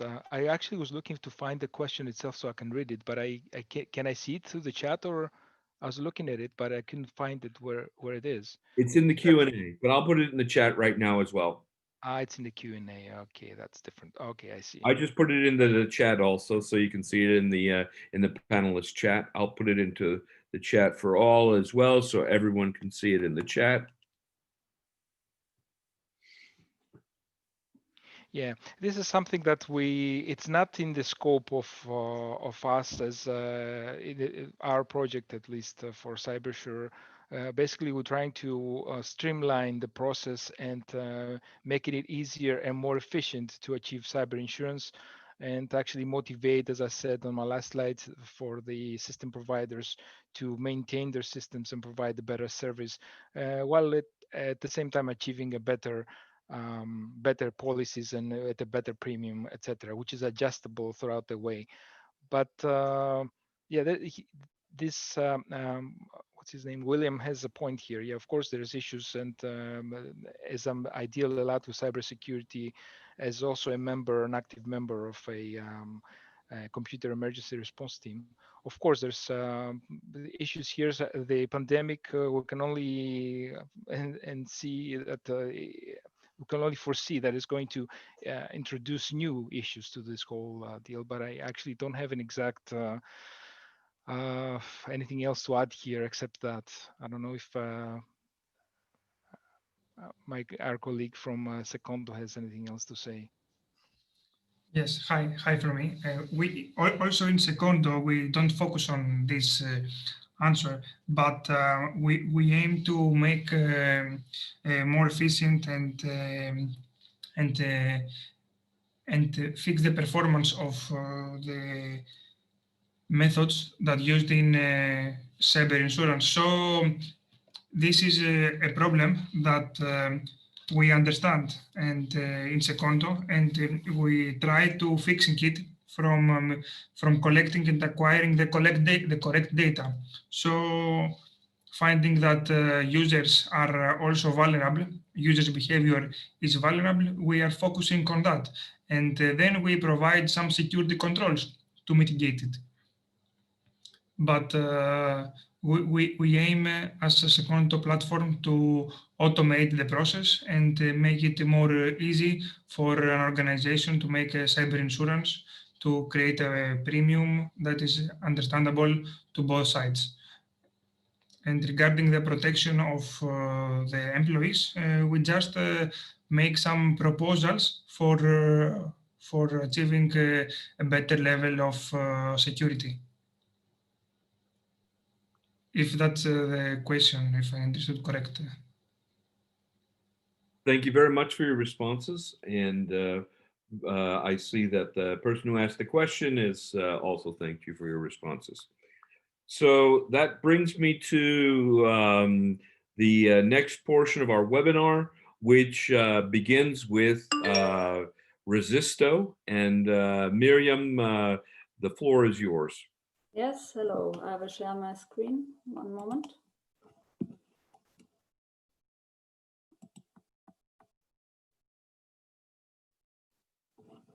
Does it work? Not yet.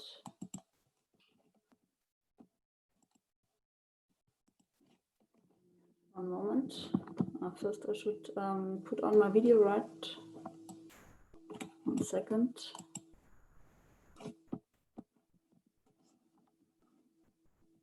Can you still hear me? Could you just... Yeah, we can hear you, Mirjam. Okay, sorry. It's really... Okay. Okay, I'm not sharing my video because it's... no, I found it. Sorry. Everything's fine. Okay. Can you put the presentation into presentation mode, Mirjam? Yes, I will do that now. Thank you. Now, okay, now let's start. Yes, hello and welcome. My name is Mirjam Fehling-Kaschek. I'm a scientific researcher working at the Fraunhofer Institute for High-Speed Dynamics in Germany. And yes, today I will present a project we're working on RESISTO. So our research group at Fraunhofer focuses on the resilience assessment for critical infrastructures, and within RESISTO, we are also working in this direction. And I will have a short introduction of the project here. And so the main goal of RESISTO is to increase the resilience of current and also future telecommunication infrastructures against physical and cyber threats, and also the combined cyber-physical threats. The project is now running already since 2018. It's a 3-year project, and we are most likely going to extend due to the corona problems at the moment. But yeah, so we are kind of in the final year with that project. And you see here we have 17 partners from large enterprises, for medium enterprises, then research facilities. And also, luckily, we have 6 end users, 6 telecommunication operators, which is very important since they provide information, inputs and requirements. And also throughout the project, it's always good to have them in the loop to say what is actually needed and what is good for the operation of those communication networks. Okay. No.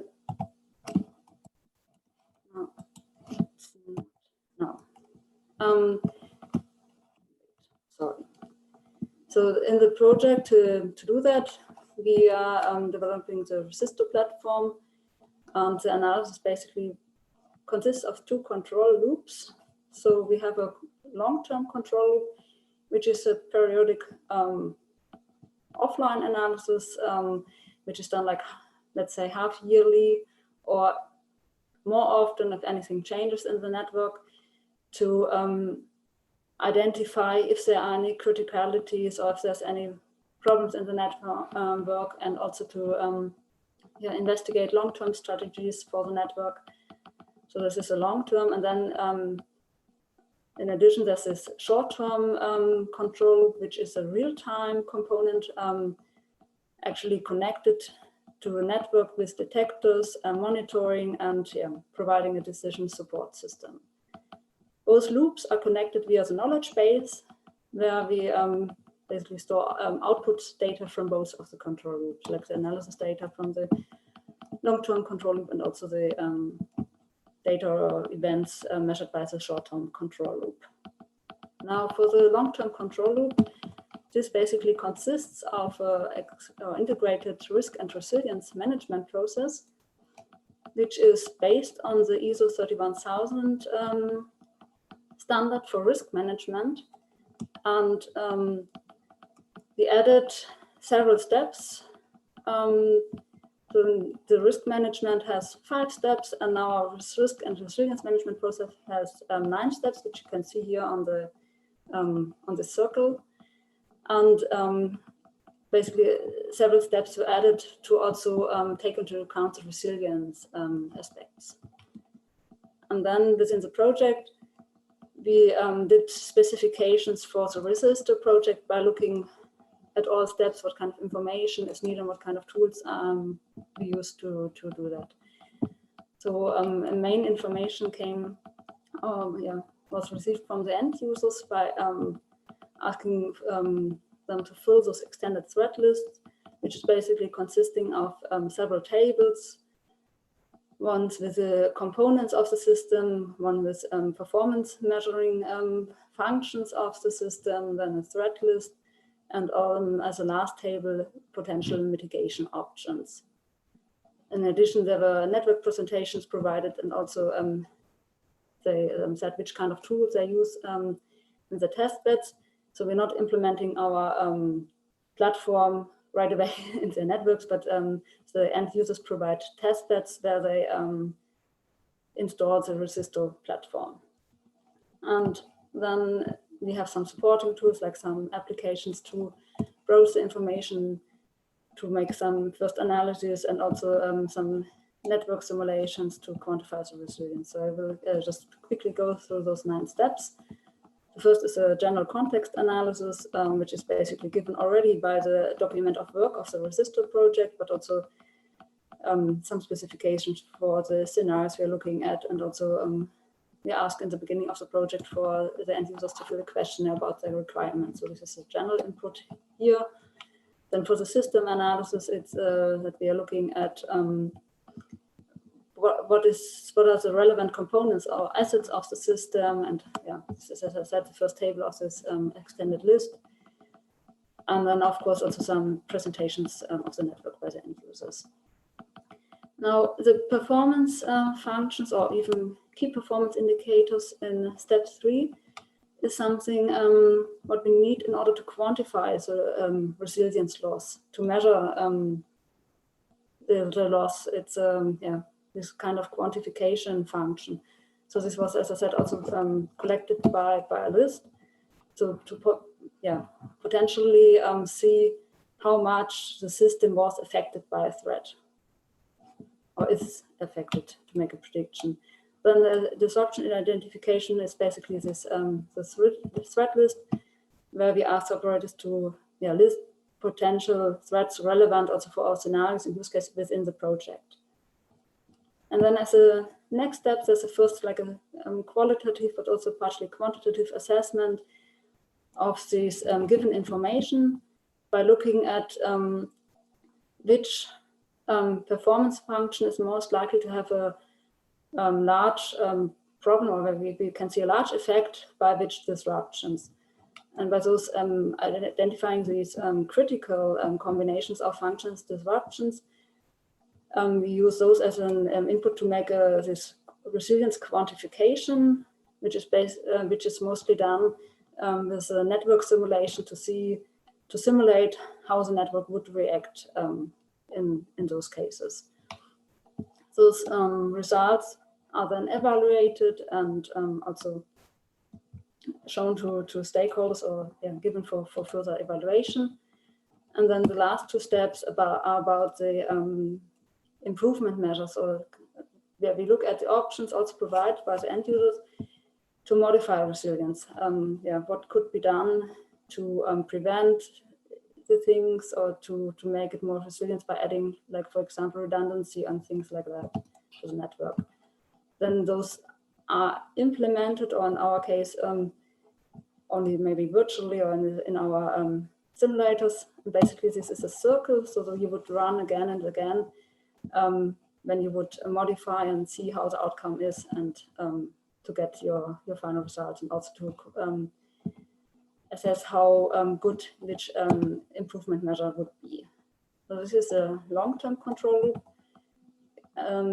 In contrast, the short-term control loop actually is directly connected to the testbed with detectors and monitors different outputs from the detectors to detect anomalies and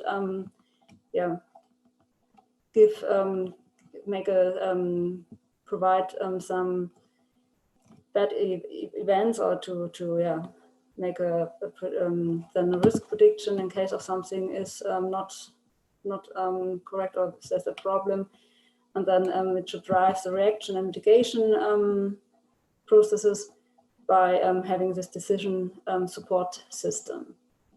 And now I'm at my summary. So as I introduced, so we have this long-term control loop where we have the risk and resilience management process. There's a resilience quantification. So this is basically the output, how it can look like, what we're doing to predict, or via simulation, the potential performance loss due to a threat.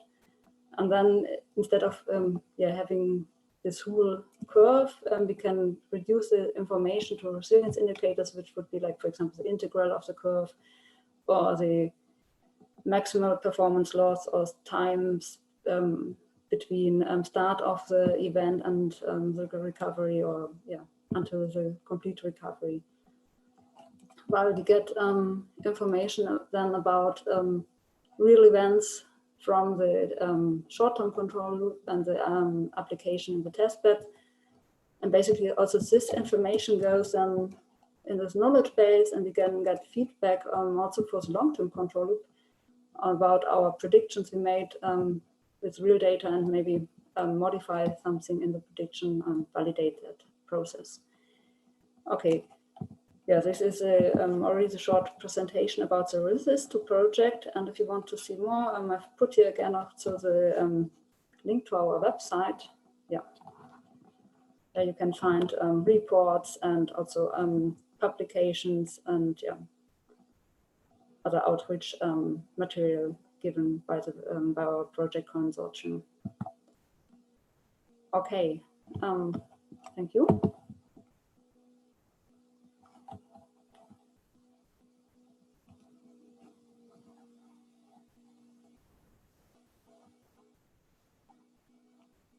My apologies, took me a minute to find the mute button. Okay, I was wondering if I lost the meeting. Unfortunately, it was one of these things. I'm waving the arrow over the button, and I missed it twice. So thank you very much for your presentation. Very interesting information from the RESISTO project. Without further ado, I'm actually going to now open the floor for the Geiger project. And Max from the University of Utrecht, the floor is yours. Geiger project. All right. I hope you can see my screen and you can hear me. Yes, can see your screen and can hear. That's great. Thanks, Mark. So I want to tell you a bit about the Geiger project, which is another EU Horizon 2020 project. I hope you're all still awake and interested in hearing more about some Horizon 2020 projects. So our project focuses specifically on managing cyber risks and making small businesses aware of cyber risks. And it's really all about the smallest businesses for us. So small enterprises, micro enterprises, really companies with fewer than 10 employees, your local hairdresser, your local bakery, examples like that. And that's a really interesting group, actually, because they challenge us to really explain to them, why is this such an interesting topic for me? Why am I at risk? So Lucio was mentioning it earlier. A lot of people say, this is not going to happen to me. I'm not an interesting target.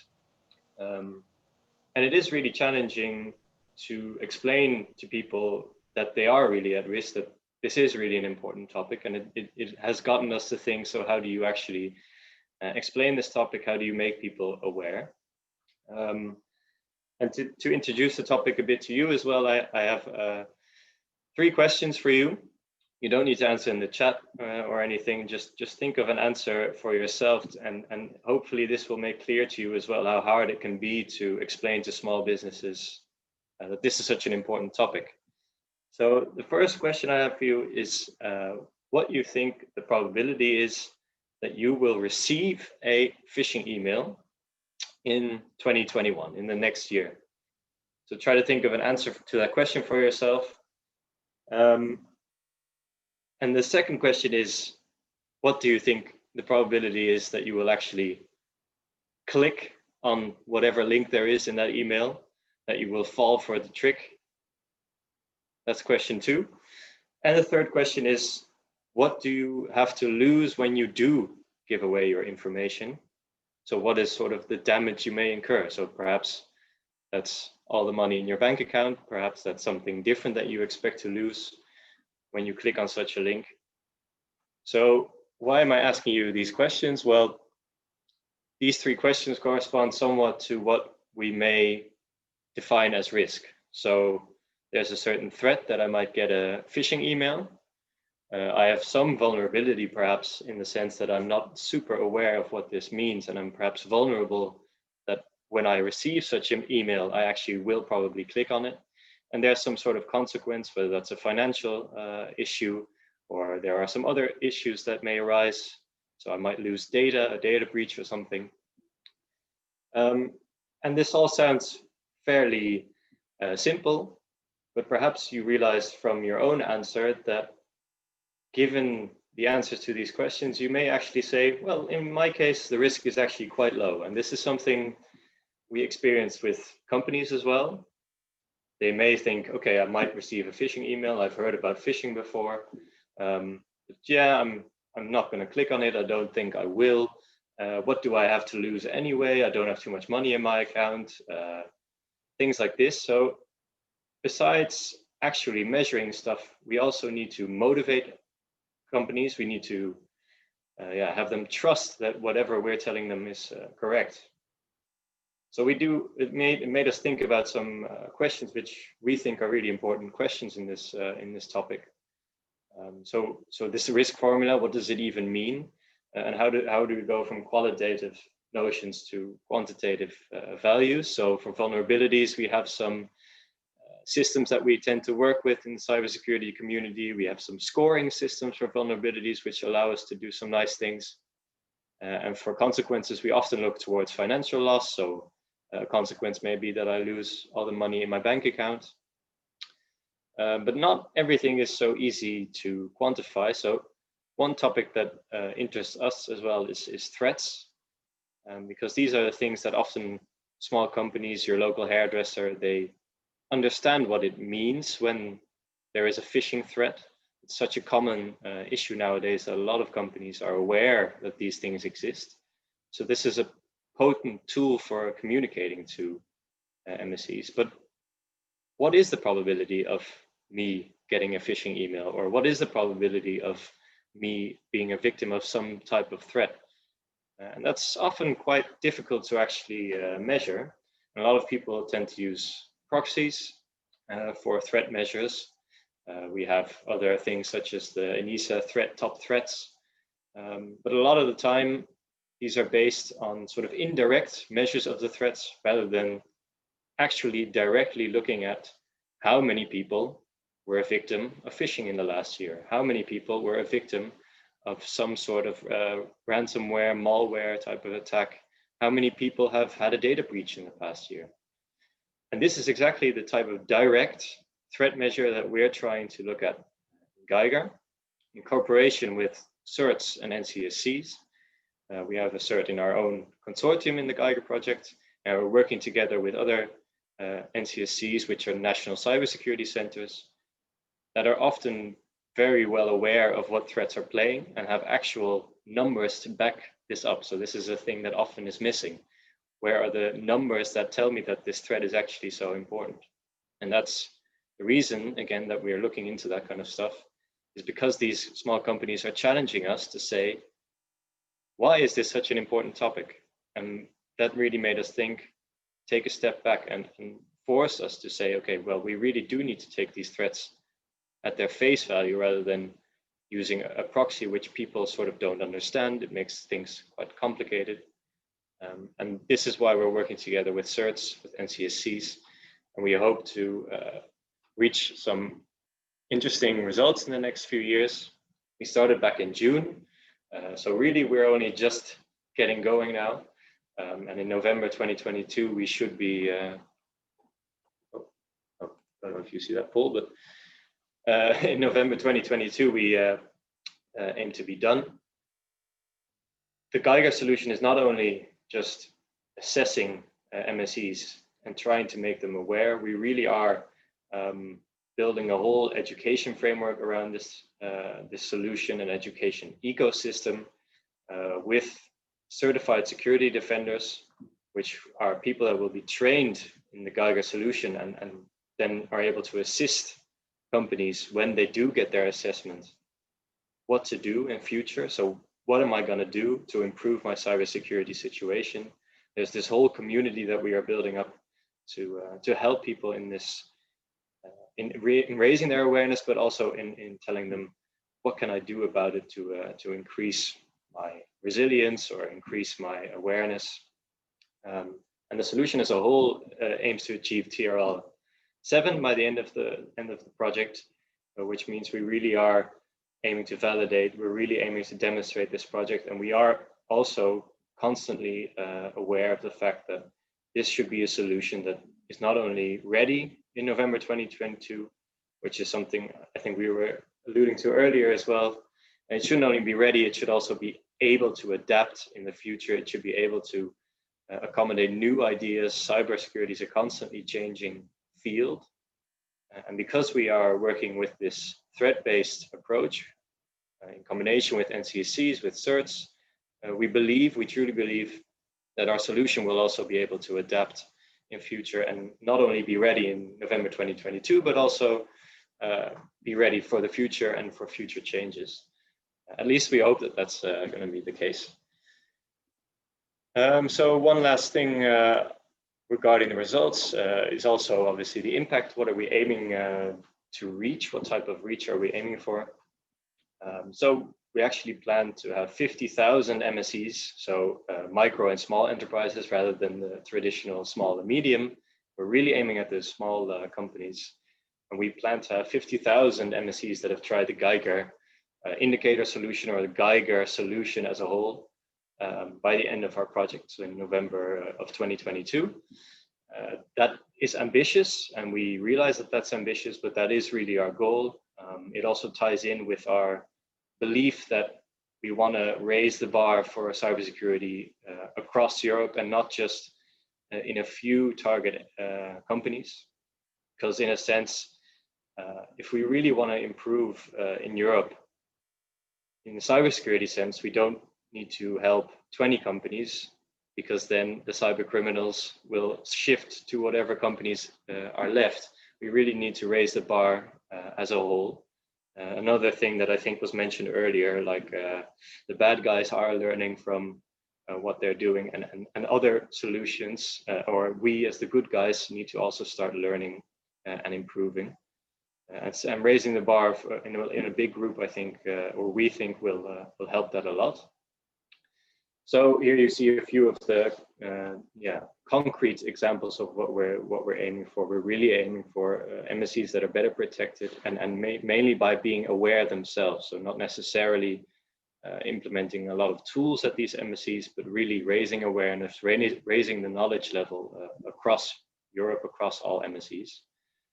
So these are some ambitious goals, and hopefully we'll reach these goals, and hopefully we can improve cybersecurity bit by bit, along with some of the other projects that have been here today, which I think are all aiming to improve cybersecurity, which is a very noble task, and I hope everyone succeeds in that.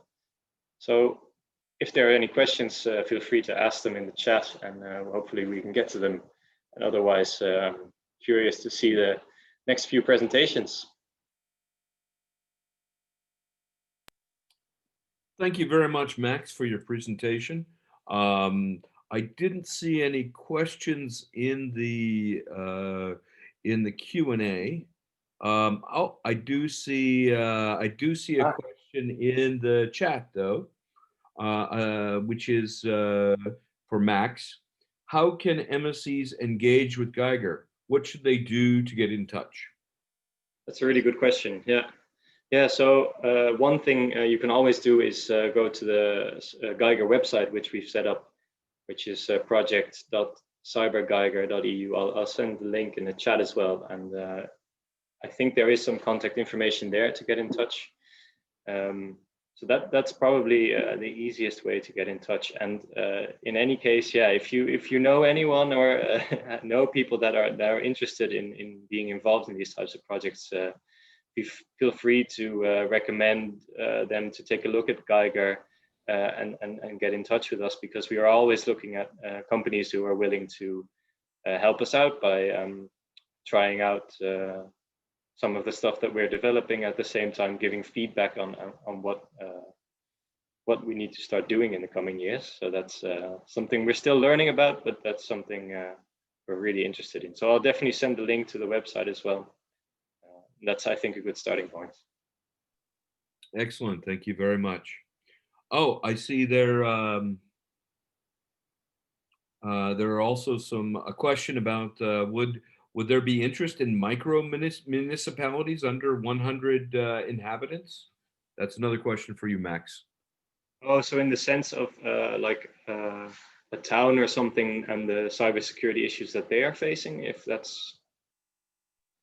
I'm assuming that is the question, yes. Yeah, so I think that's, yeah, the European Commission definitions with which we are working from are quite broad. So anything, I think, under 50 employees and under 10 million revenue is considered small or micro, which includes municipalities, which I think technically includes any sort of non-profit types of organizations as well, such as sports clubs or your local church organization or whatever. And I think, in fact, these are exactly the type of things that are interesting for us, because these are the types of groups that are often not helped in other solutions that really, so in these EU projects, I think these are types of groups that are being targeted, but especially in solutions that are offered by commercial parties, those cost money. And oftentimes these types of groups, whether that's municipalities or your local church group or your local sports club, they don't really have the money for these types of solutions. So these are exactly the type of people that we hope to help, that others perhaps are not able to help.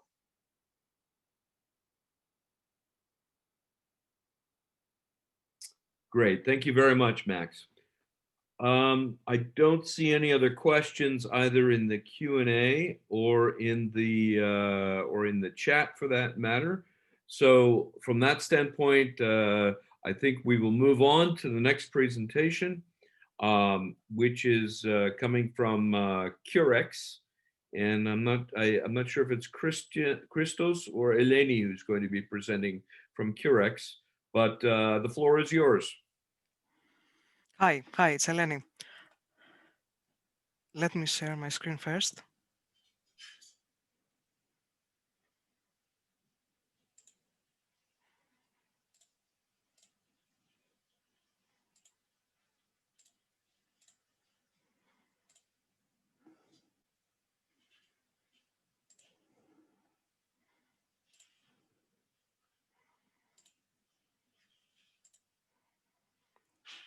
Can you see my screen? Yep. Okay, yep. Thank you.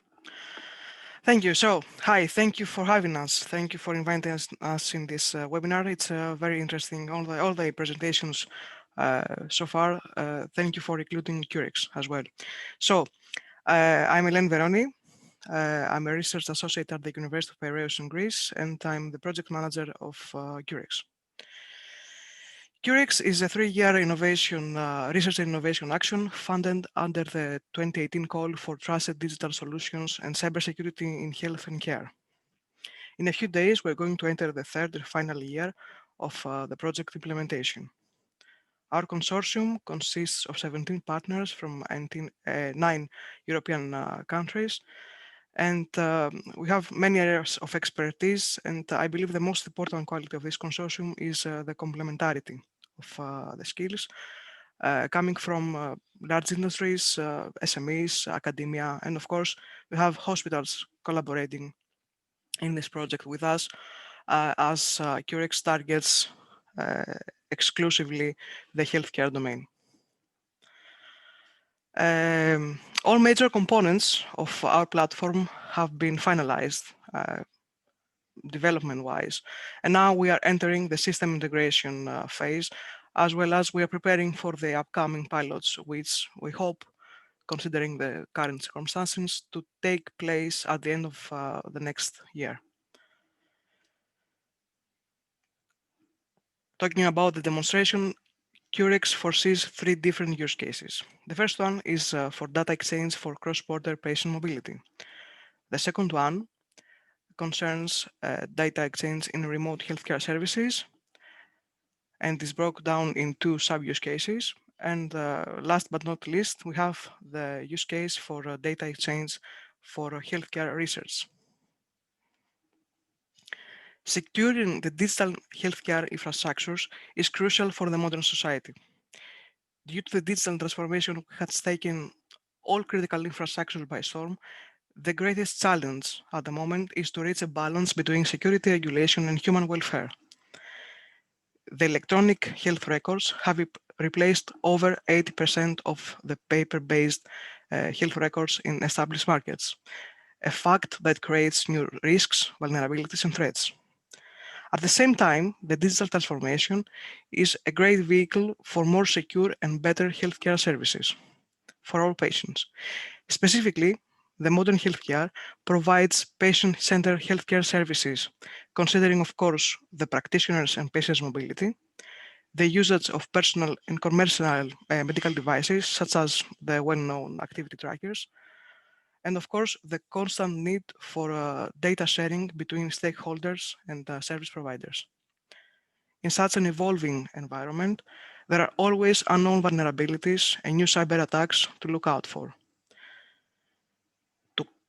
To battle this, we need secure by design devices and services, as well as a risk-based approach. But what are exactly the challenges in health data exchange? Well, it has been identified that the newly introduced threats against the healthcare domain are mainly targeting standard procedures applied to electronic health records. One such standard procedure is, of course, the health data exchange. Health data exchange takes place during the normal operation of healthcare services, either within the same organization, from one clinic to another, in a cross-organization transaction, where results go to another organization for further assessment and analysis, or even in a cross-border situation. Current and future healthcare services will be highly dependent on massive exchange of data and an increased connectivity between platforms, devices, and organizations, something that all stakeholders can agree to. These interconnections, however, create a very large attack surface, ideal for zero-day vulnerabilities and advanced threats. These cyber attacks targeting health data put at risk patients' privacy and health, and at the same time may cause severe operational disruption and major economic losses for the healthcare organization. At the same time, the strict legislation that governs the healthcare sector creates additional obligations for everyone, especially with the GDPR, that regulates pretty much all data exchange. Curex's aim is more relevant than ever. During the first months of the COVID-19 crisis, the attacks against the healthcare sector reached unprecedented levels. The current healthcare infrastructures, under the extreme pressure of the pandemic, were unfortunately unable to handle the digital crisis happening at the same time. In Curex, in general, we consider 4 major stakeholder categories, but for the purposes of this presentation, please allow me to focus on those requirements imposed by the healthcare organization officers.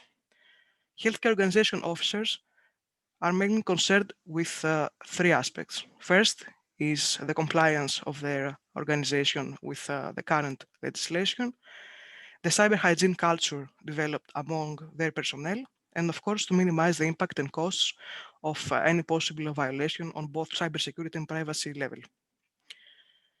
Curex addresses this through the risk management area that is dedicated in our infrastructure, in our platform, to this purpose.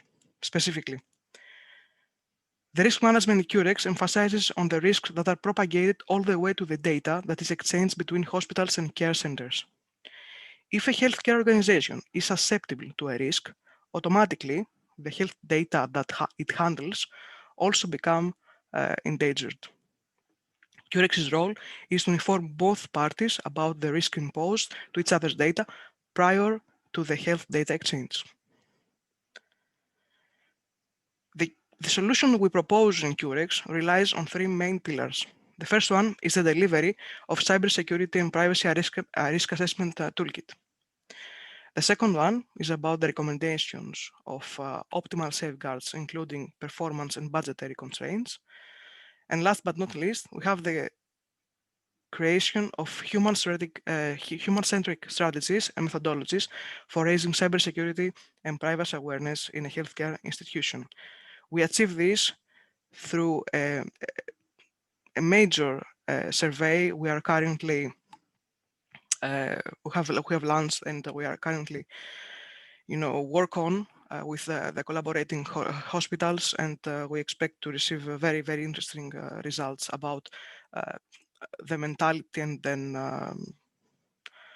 cyber hygiene concepts that the different employee groups have in each hospital and its organization. Again, now we are going to focus on the cybersecurity and privacy risk assessment toolkit, since this is the main topic of this webinar. Curex has created a toolkit that is tailored for different types of healthcare organization infrastructures and services. This is our goal, a solution tailored to the needs of the domain. The toolkit is comprised of 2 tools.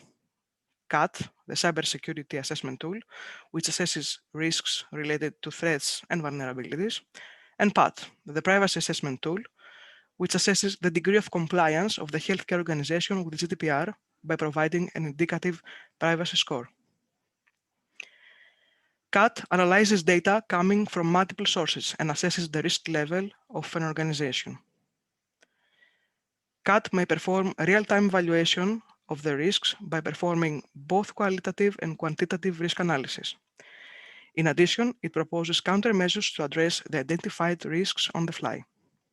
Finally, CAT stores its scores in the Curex private blockchain, but it also visualizes them using its own dashboard, as well as the visualization tool of the platform to help the decision makers taking action and having the overview of the security level of the organization.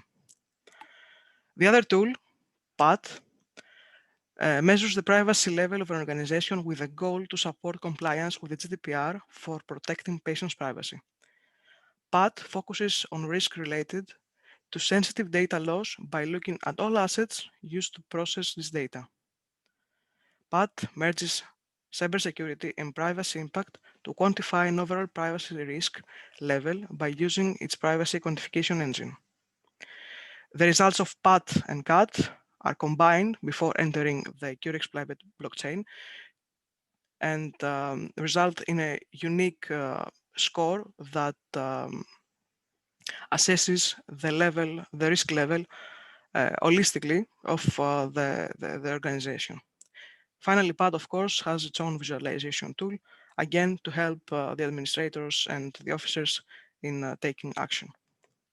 Which are the challenges that we face during the implementation of the aforementioned tools? Both tools receive input from the vulnerability discovery process, and that takes place prior to the risk assessment, of course, in order to discover the assets and, of course, the vulnerabilities that are combined, that are with the assets and the infrastructure. At the same time, the cybersecurity assessment tool correlates information from different threat intelligence sources, both internal and external. The greatest challenge, in our case, is the very close nature of the healthcare domain due to its criticality, complexity, and strict regulation. All of the above disallow the information sharing between the organization and the community in general, creating very significant problems. For example, there are no repositories containing information specifically for software and the hardware used in the domain. And if they are not widely available. And care centers, especially those that are public ones funded by the public, are rarely in position to support proprietary cybersecurity solutions.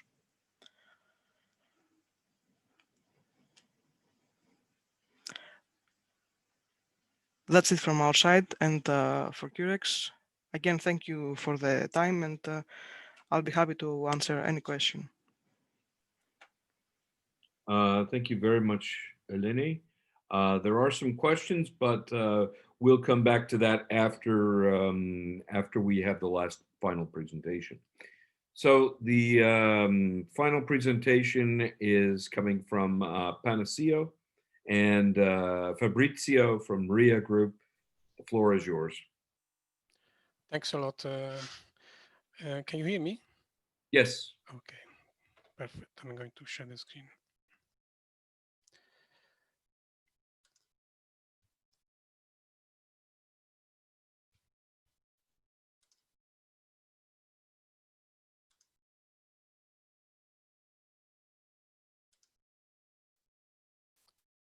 Can you see the slides? Yes. Oh, yes. Great. Thank you again. Welcome, everybody. Good morning. I'm Fabrizio De Vecchis.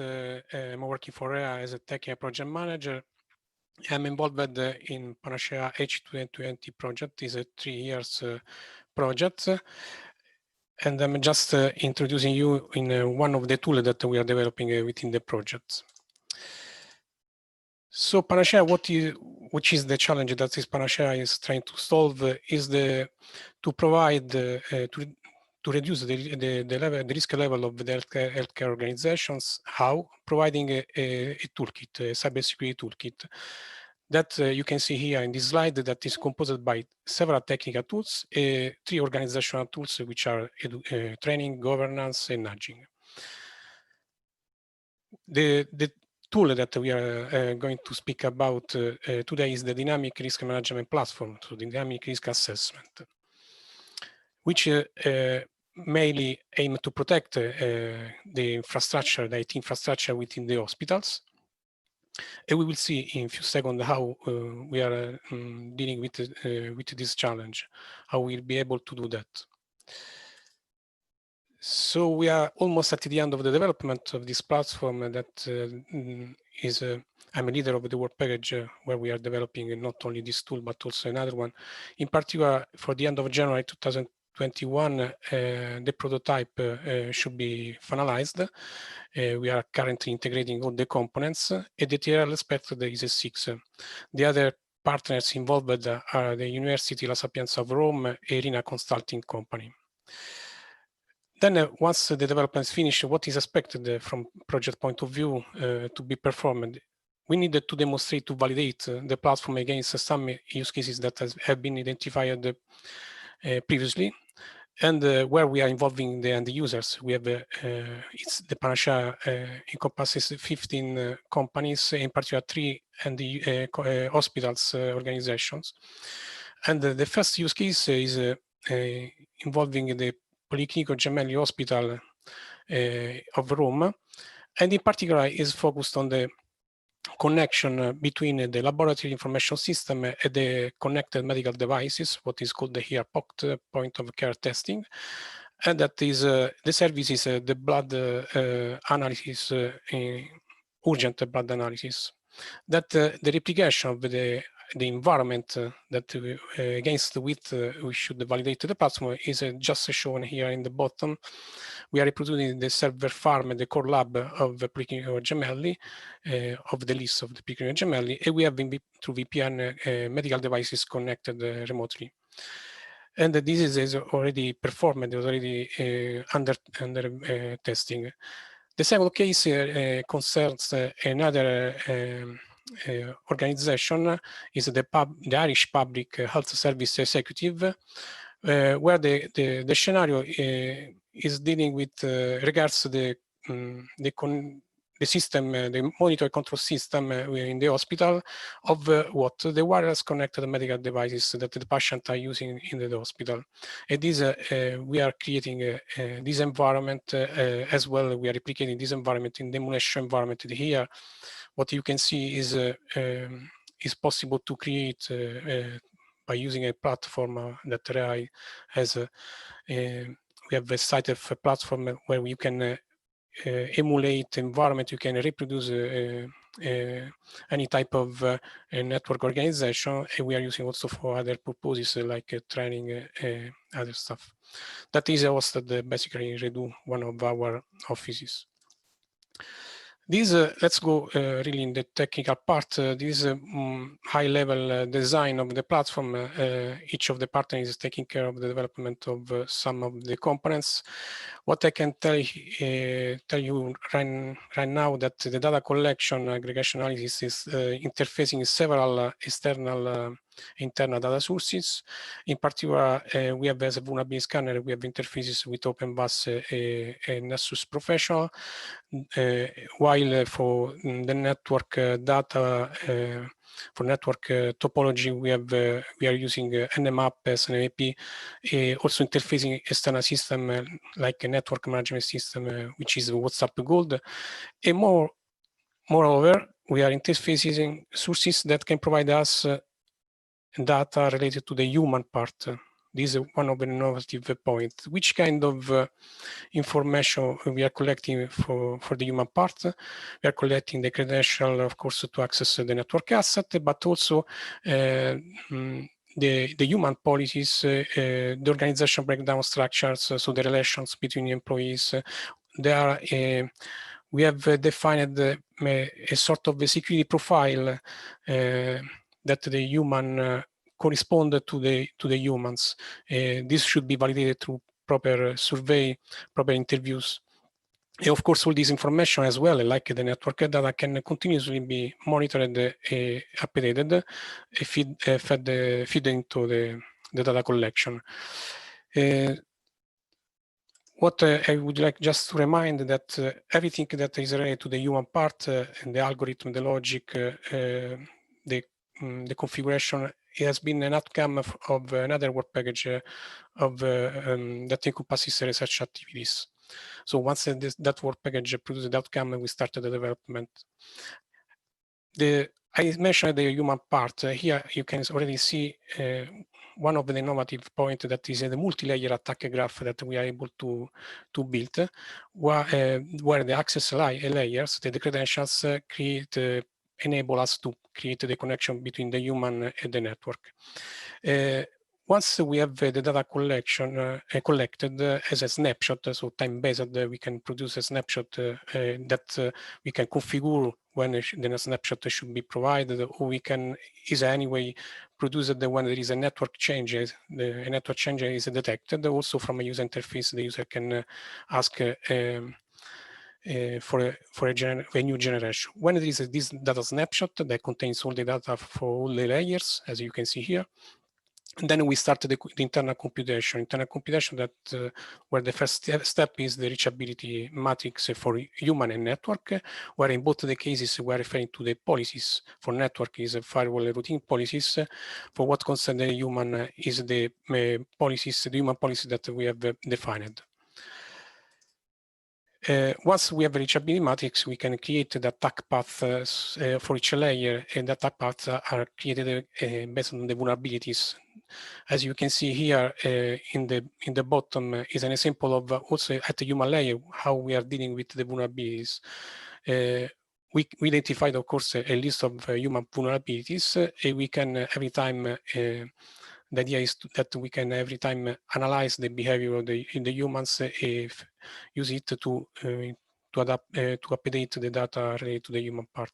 Here, for example, there are an example of vulnerabilities, human vulnerability, where there are people sharing the credentials that in the hospital is very common, and then the second person can influence the action in another one because they are working, their colleague, they are working in the same place, so they are working on the same process. Then the last person can have a credential to access a network asset, exploiting some vulnerabilities can reach a particular target. So this is the case of what can be performed by an attacker. Attacker as an internal attacker, for example, that can go in contact with an employee. After that, we can calculate the risk, has been already mentioned several times how the risk can be calculated, but what is important here that we are using also the information at the human layer to understand which are the target, the sources that can be used to perform the computation, the risk computation. So we select the target that are the business processes through a dependency graph that we are able to build. And then you can choose which are the sources, either at the network layer or at a human layer, or both, that you want to use during the computation, the risk computation. Something else that is very innovative is the fact that what we are proposing in terms of response plan encompasses not only technical mitigation actions like patching, software patches, some configuration at the network level, but also human mitigation actions.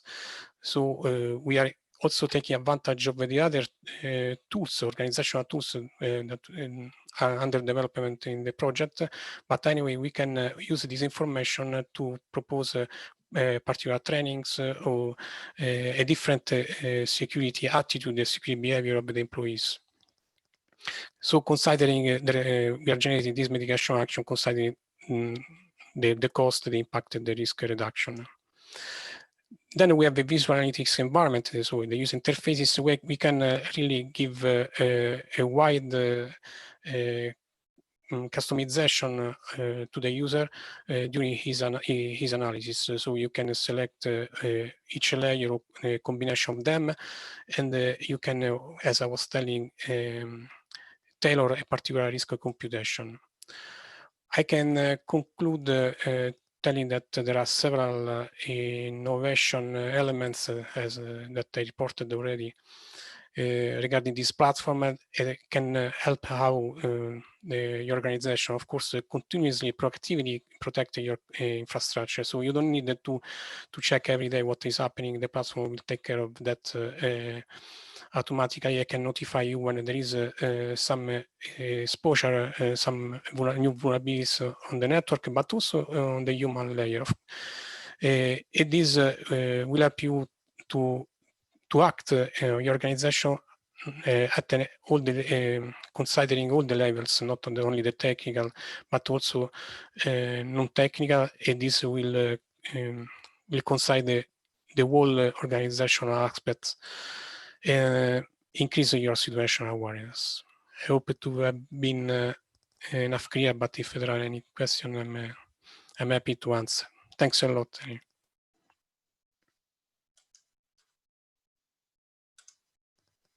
Thank you very much, Fabrizio. Your presentation of Panacea is very interesting.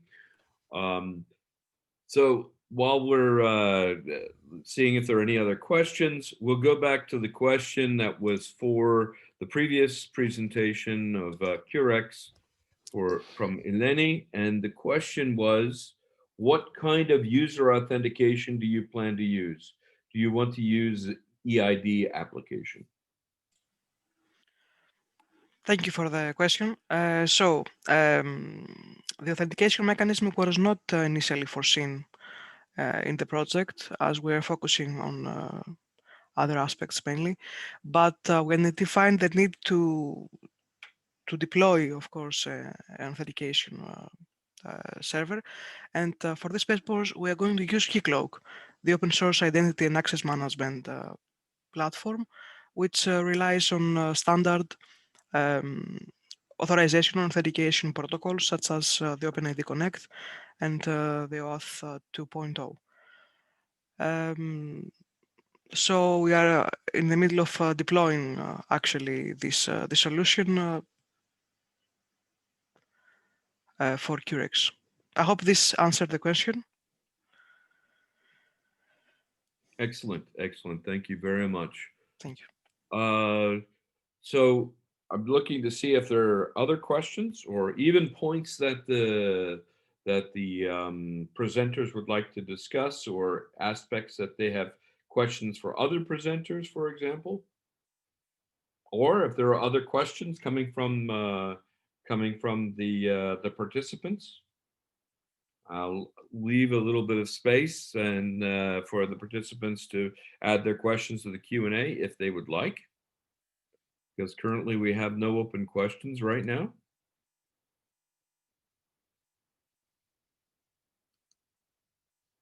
I'm giving the opportunity going once, going twice, 3 times. Well, what I will do is I will do a very quick sum up and closing here. And if there are any questions during that period, please, please. Okay, there is something. There is a question. What is your idea about zero trust architecture? And I presume this is a question again for Eleni.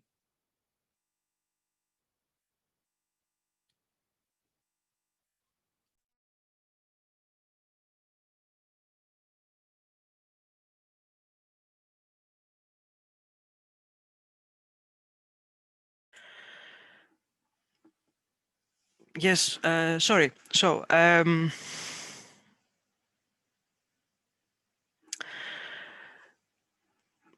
not sure how we are going to answer this for Curex actually, because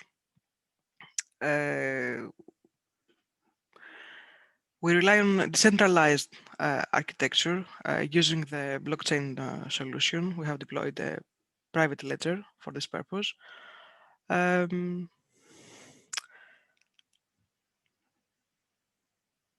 I'm not sure I understand actually the question.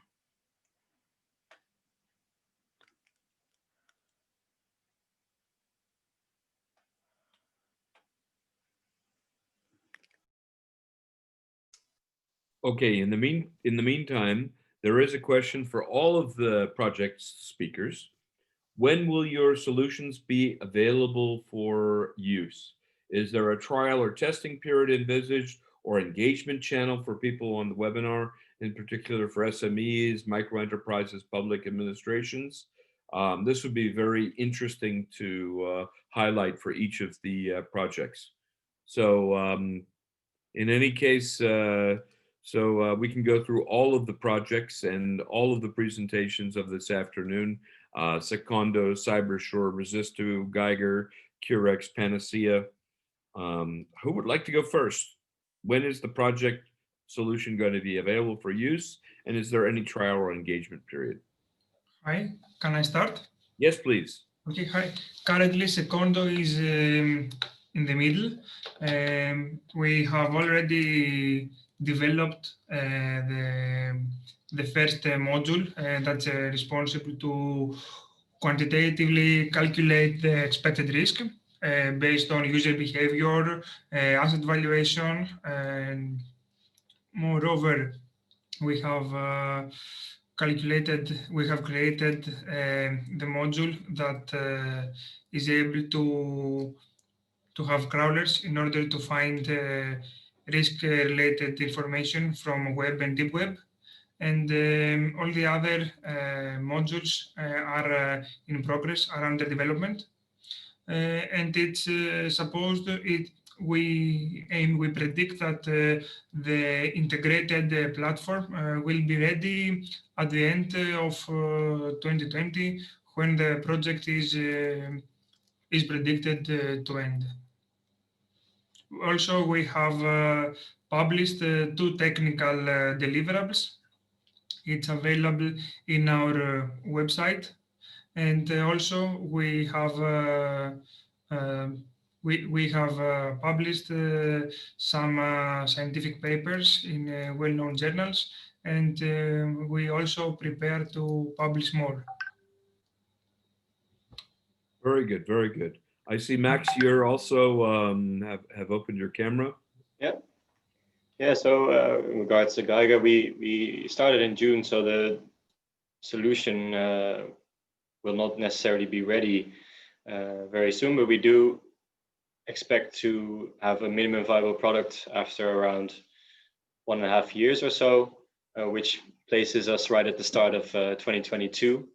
So throughout 2022, we will be validating our solution, hopefully with a lot of users from the real world, as much as possible is our goal, obviously. And then from November 2022, when our project is done, we hope to have a fully ready solution for use across Europe. So from the start of 2022, for us is really the... Great, great, thank you. Are there any other panelists who have some comments on their project? Oh, Mirjam, please. Yes, no, I just wanted to say that our project is right now in the phase of implementing the solution on the testbed of the telecommunication operators. It is, at the moment, it was a bit problematic due to the coronavirus, and that they could not access all parts, because they actually need to implement the detectors and all the infrastructure. So we are right now in the phase of implementation and testing, and this will then be published also in our final reports of the project, which stops in which is done in a few months. So yeah, I think we will publish it on our website. Understood. Thank you. Thank you. Any of the others have comments?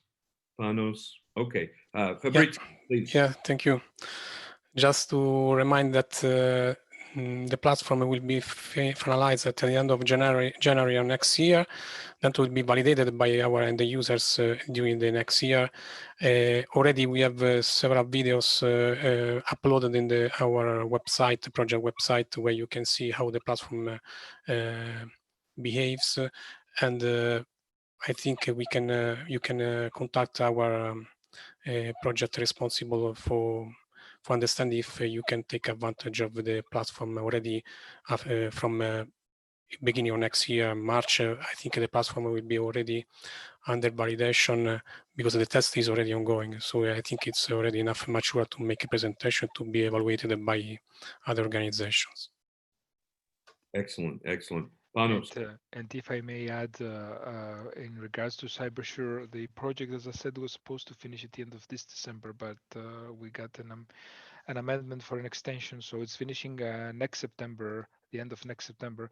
There's another 3 public, including the final report, 4 public deliverables, which are going to disseminate it on a public level on the project website.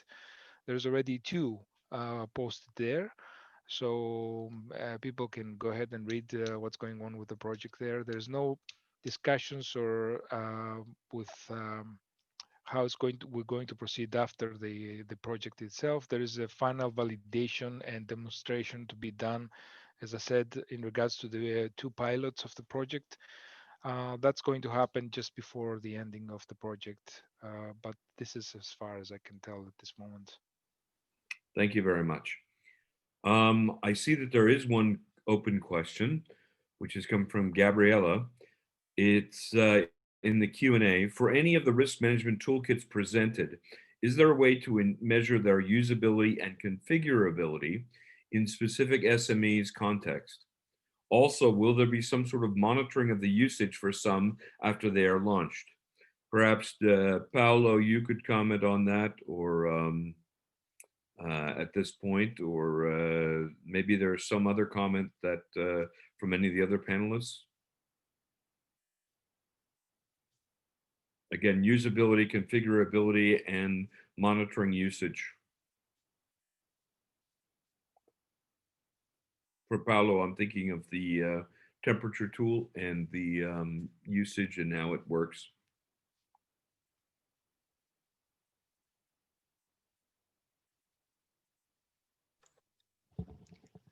Hi there. Can you hear me again?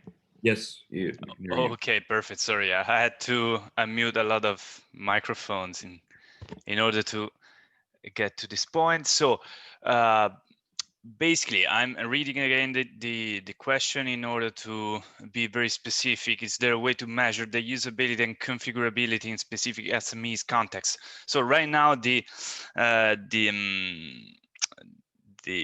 tool that we have provided is very simple yet thorough, let's say, in a way, for all the SMEs, and we have been testing it since quite a few weeks, and right now is up and running on the website, because of course the phase of internal testing is finished.